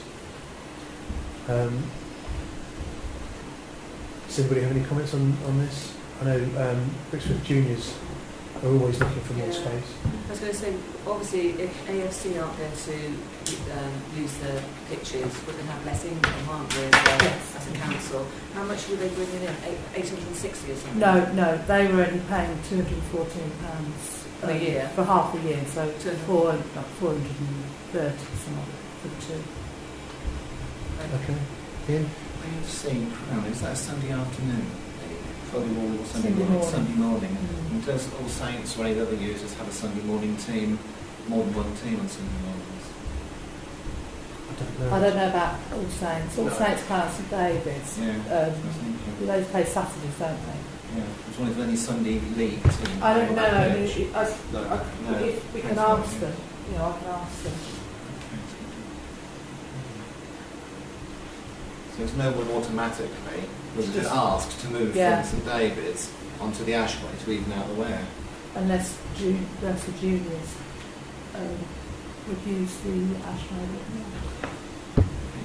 As an aside, I did see that All Saints were talking about their pre-season practice starts in June, which I would call that post-season, really. But anyway. Are they allowed to do that? What, training? Yeah. Oh, okay. I thought I didn't realise they paid to use it then as well. Yeah, they pay for the year. Okay. And they're aware that they're not given the ground time to recover and they can't run without it. But they won't. Yeah, they won't do training on the full senior pitch. They do it over the side. Oh, okay, fair enough. Oh, okay. Right. Okay. Sorry, Steve. Does anybody use St David's on the Saturday? All Saints and cricket, because obviously cricket club got Oh, it's on the Ashway. On the Saturday, juniors do train on both pitches.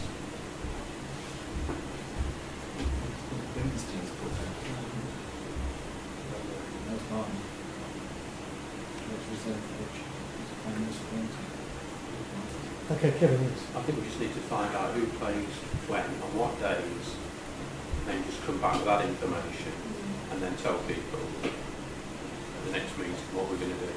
Okay. That makes sense. Can you do that? Yeah. There is an option to go and ask other village. The rent that's paid within the village of Brixworth is one of the cheapest around the area. Yes, so I understand. And if you advertised it, that slot, a lot of teams might jump at it, which is a suggestion. I've already had somebody contact me. Yeah, don't surprise me. We are probably 70% of the most costly. Okay. Ian, yes. To echo that sentiment, actually, it's not a really good time for the new season. If we have got a spare pitch, we can advertise it even outside the village in the interest of income. It could be a good move, profitable move. We've done it in the past. Okay. I mean, my understanding from what Brixworth Juniors have said, I mean, I was expecting them to come here to talk about this, because they're always talking about that they need more space and more space. So I was thinking, I was expecting them to snap it up. But obviously, they would be expected to increase the rent they're currently paying. They perhaps and the pitch would need to be changed. Sorry? The pitch would need to be changed. What, to a junior pitch? The goalposts and the wrong posts. Right, okay. Okay, well, in that case, I suggest we defer this and get information on who plays how many games and where. And then we, sorry. Because I'm catering for myself tonight. Lots of company. And my catering company is about to shut. I wondered if there was any questions or comments before I left to go and see my catering company across the way. Okay, thank you, Sally, yes. When we did the selection for district council, we talked about having a regular column, didn't we, in the bulletin from our local district councillor, and that maybe Fabian was going to be. Could I, sorry to interrupt you, with the greatest respect, that it's a political matter that shouldn't be discussed here. Okay. Is that right? We're not allowed to discuss anything? Well, it is party political. Yeah. So I think that you may be borderline. Okay. Well, I was just saying a district council. I don't really care whether it's Conservative, I Green, would or suggest whatever. if the editor of the Books of Bulletin would like to contact either Kevin, myself, or Fabienne, I'm sure we will rustle something up when she requests it. But I'm not having it from her. Okay, then I guess we'll move on from that. Does anybody else have any non-political questions or comments? No? Okay. I'll see you again, I'm sure, in the not too distant future. Thank you very much for coming. Cheers. Thanks.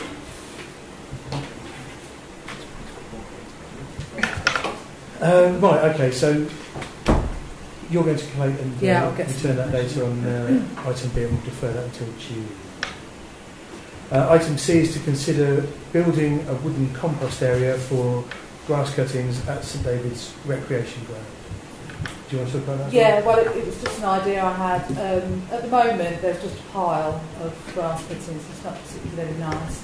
And it's where Brixworth Juniors want to put their storage container.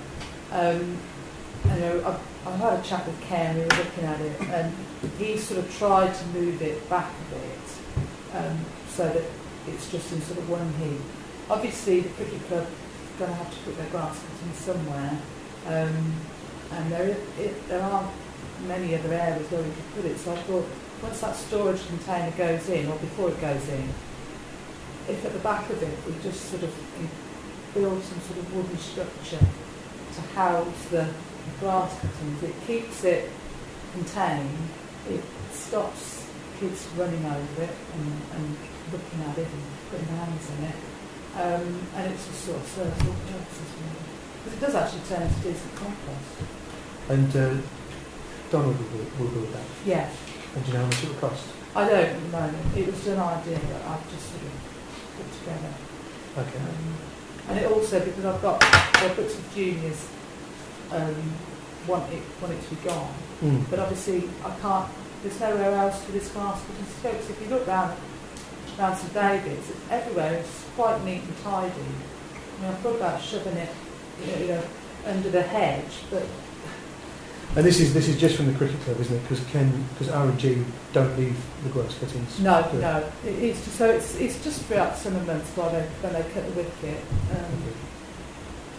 Stevie? Why do they leave it? I don't know. Why don't they take it away by R&G? Because R&G have got a big lorry to do it. Yeah, and this is just cricket club volunteers. They literally just come in and get their mower out and mow it. Okay, Jackie is. I think it's an awful mess. I think I agree with Steve, they ought to take grass cuttings away. It is a mess. Children fall in it and run through it. They get their wellies full of grass and muck. That's what I was thinking about containing it. It would be an easier option. I think it'd be interesting if the cricket club want to contribute to the cost of a container. Yeah, they've got plenty of money. I have no information on that. Neil, yes. Only that they signed it, they did have to sign a lease. Sorry, say that again? They did sign a lease to take ownership, but nowhere in that lease did it say it wasn't your grass anywhere. Also, it did say they had to take it away. But they have some responsibility to maintain the environment. Yeah, I mean, technically it's still our grass, they're just moving it from one place to They another. it's their grass. They lease that strip. Fair enough. So they've moved their grass and dumped it on our grass? Yes. Oh. They actually, it's not the strip they lease, they actually lease the outfield. They lease it, so it's their grass for that period of time. Okay. Any other comments? Sorry, Sabria. With grass, if you don't mix it in with other stuff, it just turns into slime. No, this is dark, lovely, rich stuff. This Right. is that's there. Okay. Can I look at it? It's But not I- slimy. Okay. If it but- gets wet, it gets a bit. Well, yeah. So I'm just wondering if, whilst Ken is taking grass cuttings away when he's... He actually isn't, because they don't collect their grass. It just gets left when they cut. They don't take it away. could we not? So does it break down into a nice mulch? Yeah, it's quite, I mean, when you take the top layer off, it's quite nice and dark. So there's a danger of people helping themselves about a nice mulch, but then we might encourage that because it gets Well, rid of yeah. it slowly, doesn't it? You know, so it's a Start good bagging it up and it's a selling good it. insect possibly- hotel as well at the same time. Perhaps if we stick a sign in there saying "Do not steal our mulch," Help it'll yourself. be gone inside a couple of days. Yeah. I mean, I can speak to the cricket club as well and see if they can, you know, if they can take it away. So you obviously do something with the grass down at the cricket ground. Yeah, but that's different. I mean, they've literally just got a couple of blokes that come over, Von and Tim, come over and get the But that's wicket what- ready. But that's what they do down at the main cricket ground as well.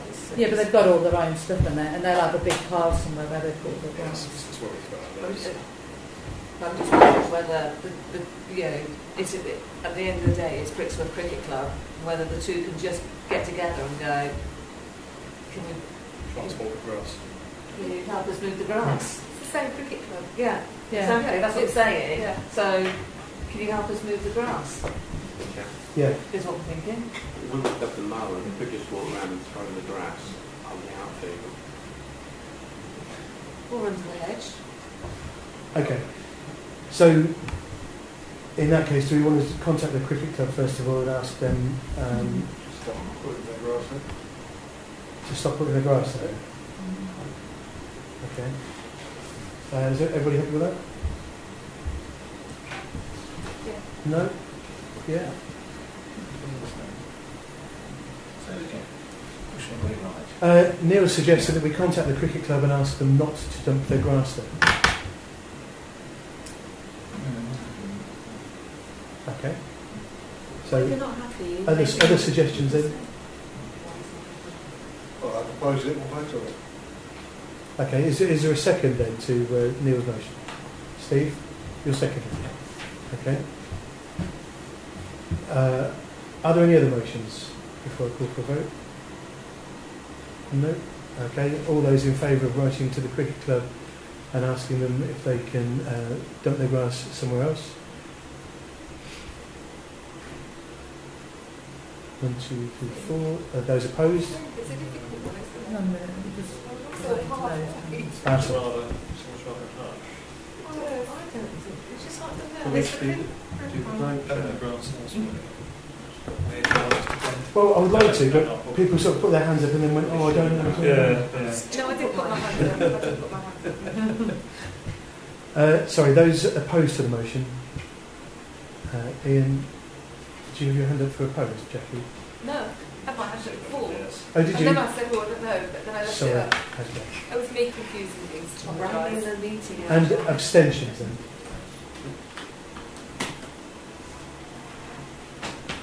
Have you got everybody?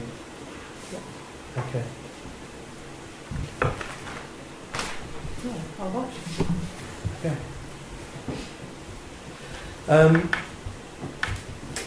Item 10, Highways and Environment, the first of which is to discuss concerns from a resident regarding traffic problems in Frog Hall.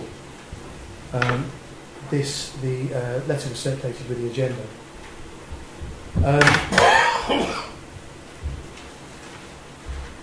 I mean, obviously the resident has some legitimate concerns. I'm not actually aware that tractors are capable of speeding. But my personal view is that they should contact the police in the first instance. Does anybody else have any comments on this? Sandy, Maximum speed of tractors is 25 miles an hour unless they've been pinked.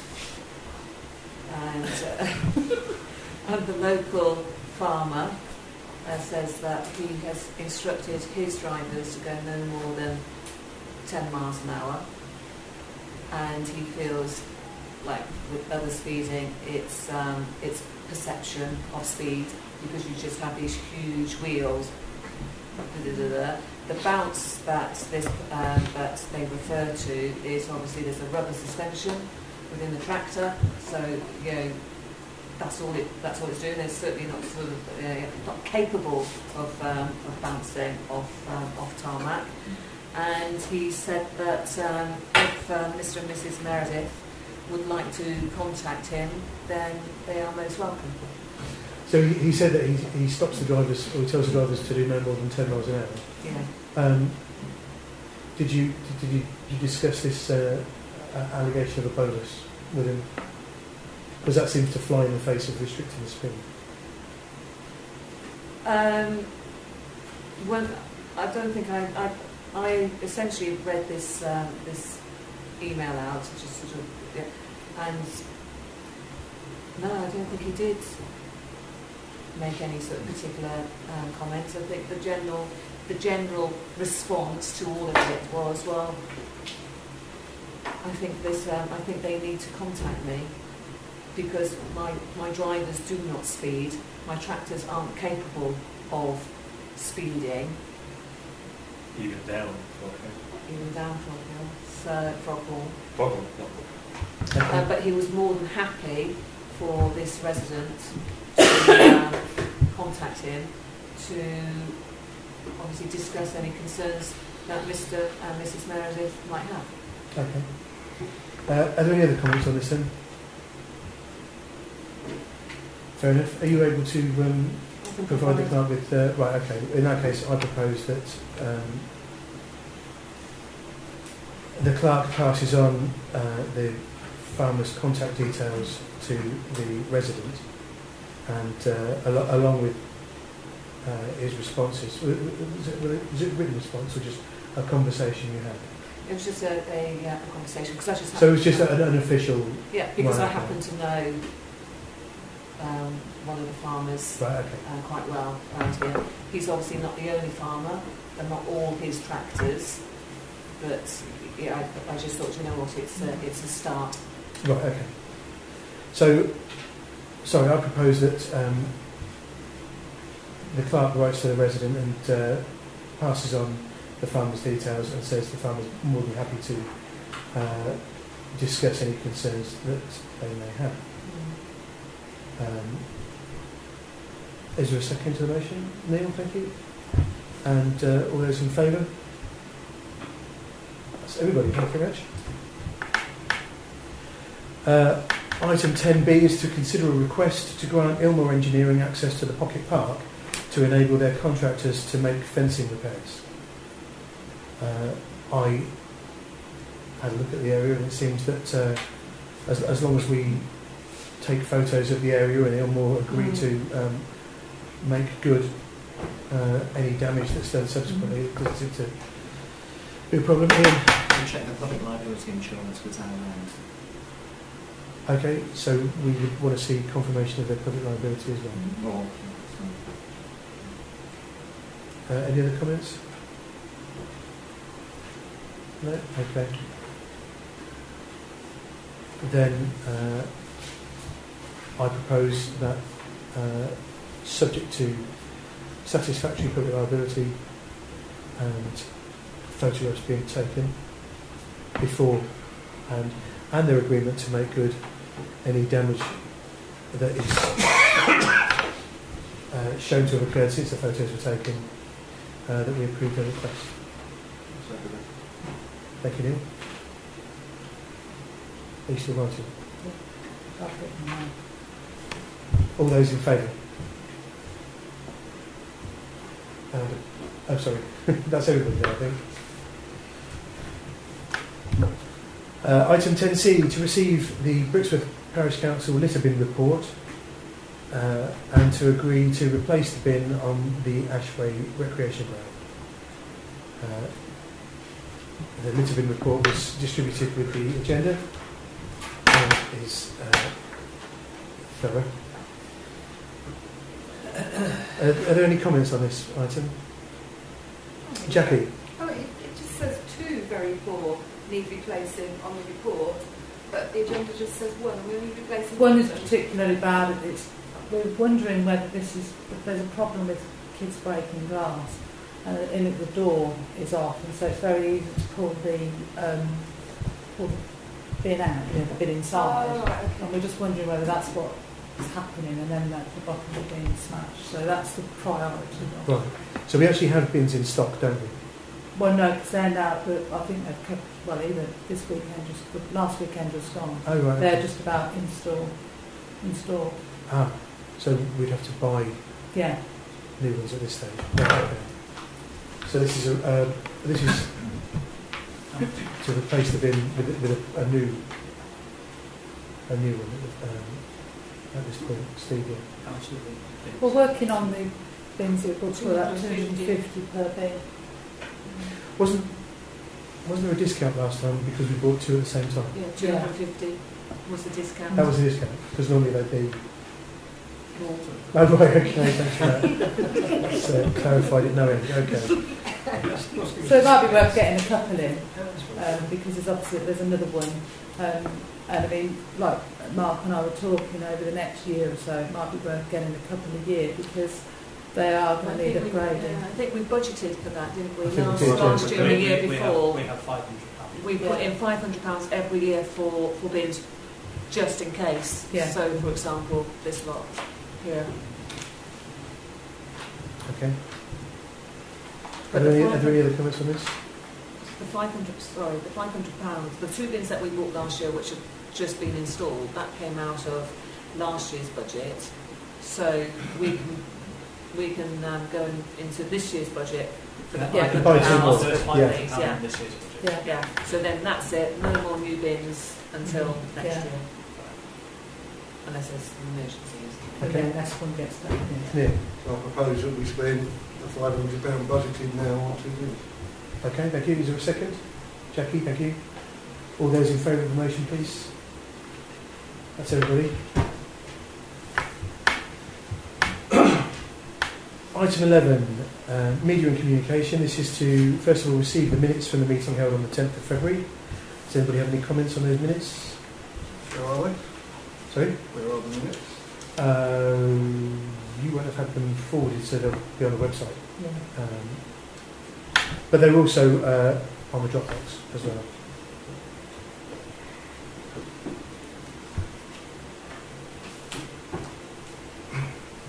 Are there any comments on the any other comments on those minutes? We're happy to receive those then. Yeah. Okay. Can I show us abstain? Because I haven't read them. Well, because we just received it, we don't need a vote. But yeah, Oh, okay. I think it's yeah. And likewise. Okay. Sorry, you also didn't receive them, Yeah, or you're I just would like to abstain on that.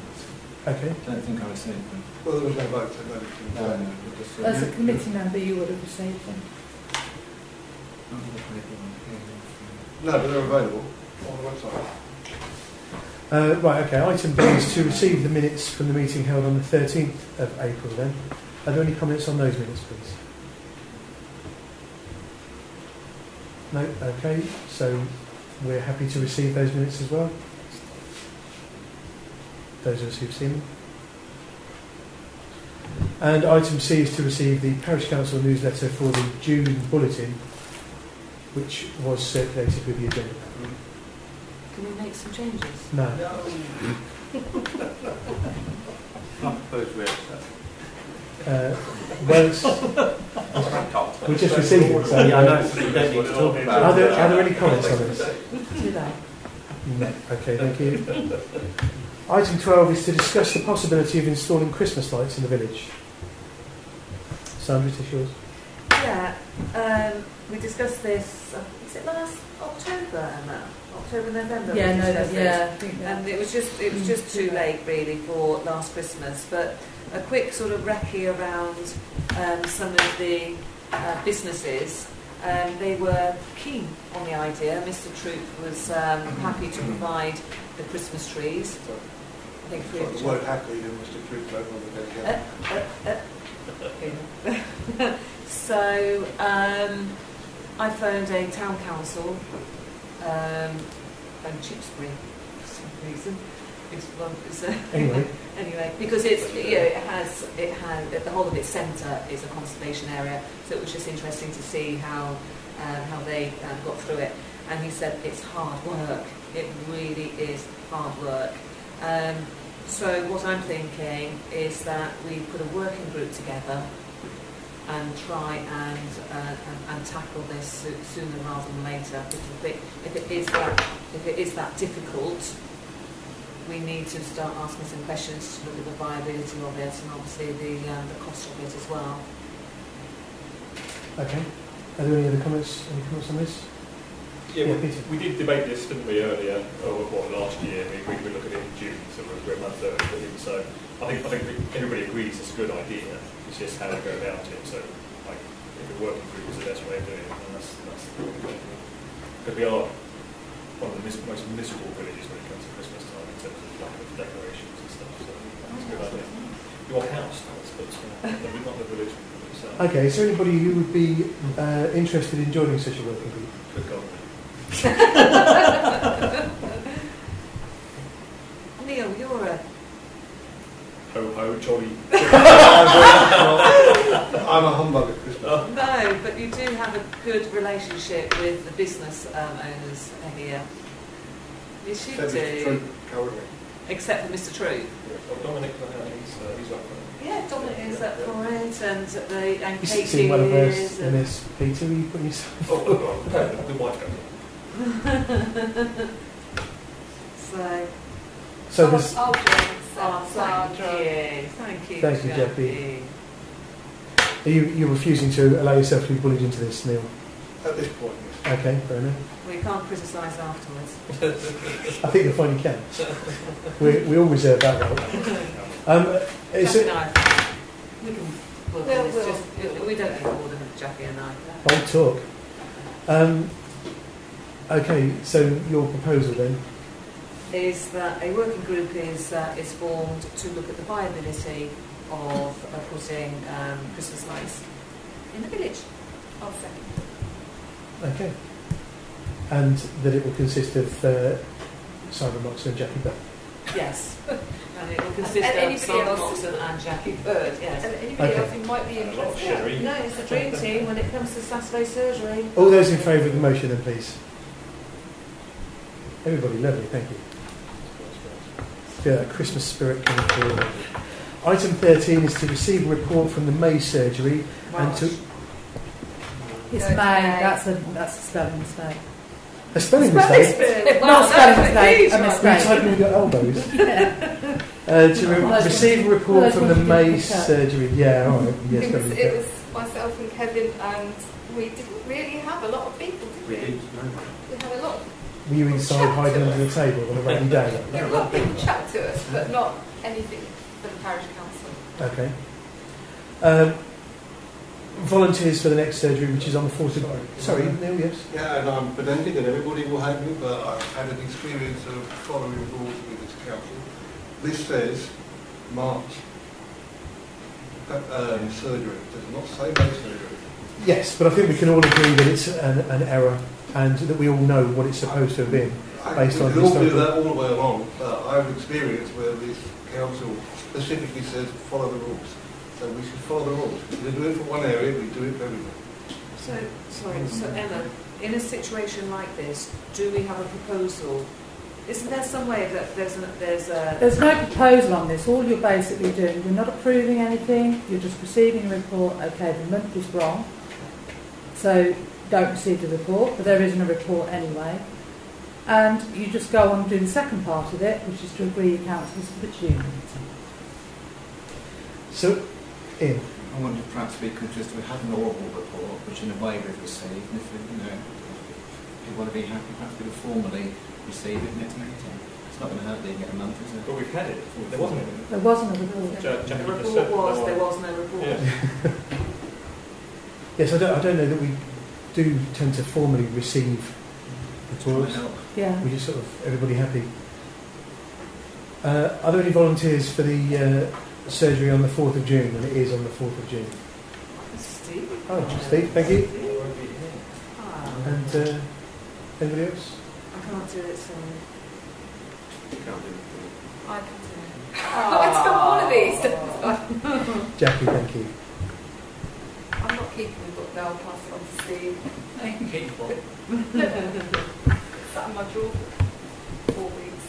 Item 14 is to receive the email from Daventry District Council regarding the Parish and Town Council's liaison meeting on Thursday the 16th of June 2016. Does anybody have any comments on that? I should be going, I've been before, it's quite interesting. If anybody wants to come along, I'm happy to give them a lift. looks like I'm going by myself. Looks like you're going to enjoy yourself this year. But we're all happy to consider that received, I should think. Yeah? Yeah. No comments? Okay. Item 15 is to receive an email from Northants Calc regarding an invitation to the Think Big event on Monday the 4th of July. Does anybody have any comments on that? I think that'd be quite interesting, bearing in mind we just had Sam Dobbs talking about PCSOs and the importance of parish councils maybe formulating. Yes, unfortunately it's in the day, so I can't. Pretty much precludes anybody who's working or So you could go is a Sam. vampire. Sam could go. Yeah, so yeah, you suggesting you go then? She'd be So very that's, interested in that sort of thing. Monday, 4th of July.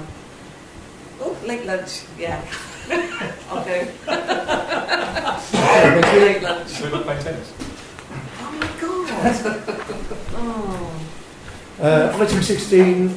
There is some correspondence in the file if anybody would like to avail themselves of the file. Item 17, dates of next meetings. Obviously we've got the planning on the 6th and 27th of June, the media and communications meeting on the 8th of June, and the full council meeting on the 28th of June. As you're aware, we have a... If Sorry? that's another mistake there, it is the 28th. It's the what, sorry? 27th? 28th. Oh, it is the 28th. Oh, right, because I've got a later agenda. Okay. As you're all aware, there is an extraordinary meeting on Thursday as well. And I know several people aren't going to make it. Can I just get a head count? If anybody knows they're not going to be able to make Thursday's meeting, because if we're not going to be quorate, then it will have to be cancelled. Yes, you're not going to be around, Peter. I should be happy to come, but for my usual off-stated reasons, I'm going to stay for the whole meeting. So at So that if point, it's quorate, we'll if cease to be If quorate. I If you're the personally made fifth. it quorate, you might Yes. find it wasn't, I had to leave. Okay, thank you. Or felt I had to, or felt I should. Right, okay. So And does that make it? you're also not right. So that leaves us Who's that then? down to Jackie. 5 Asaf, Neil, and Steve and Stephen, me. and you. That- So Five. yeah, That's I fine. think you're okay. So that's okay as long as everybody can make it. 5 in the meeting. Yes. Yeah. Okay. Urgent matters to report only. There's one. And well, just to say that the Kubota deck broke at the end of last week and had to be welded. So we missed a day of cutting, but Mark and I just had a conversation that it should be all right. He thinks it might be all right for another 18 months, but we perhaps ought to think about a replacement probably towards the end of this year, next year. We mentioned that last year though, didn't we? That it really only has sort of 12, 18 months, Yeah. so it's not It's so just bad. knowing whether it's like weakened it a bit or whatever. I mean, it should be okay, but just so you know. okay. Question on that. Did we not take money out of the Kubota fund or something? So I wonder what they're there for. So get some I don't think we touched the boat from. We didn't, that's very I think we took it out of other funds. Yeah, maybe from memory, that's Yeah. fine. Yeah. It shouldn't be, yeah. Okay. Was it expensive to fix though? Was it? I don't know. I haven't had the bill from Blason's. Blason's did it. Okay. Thank you all very much for coming in. Good night.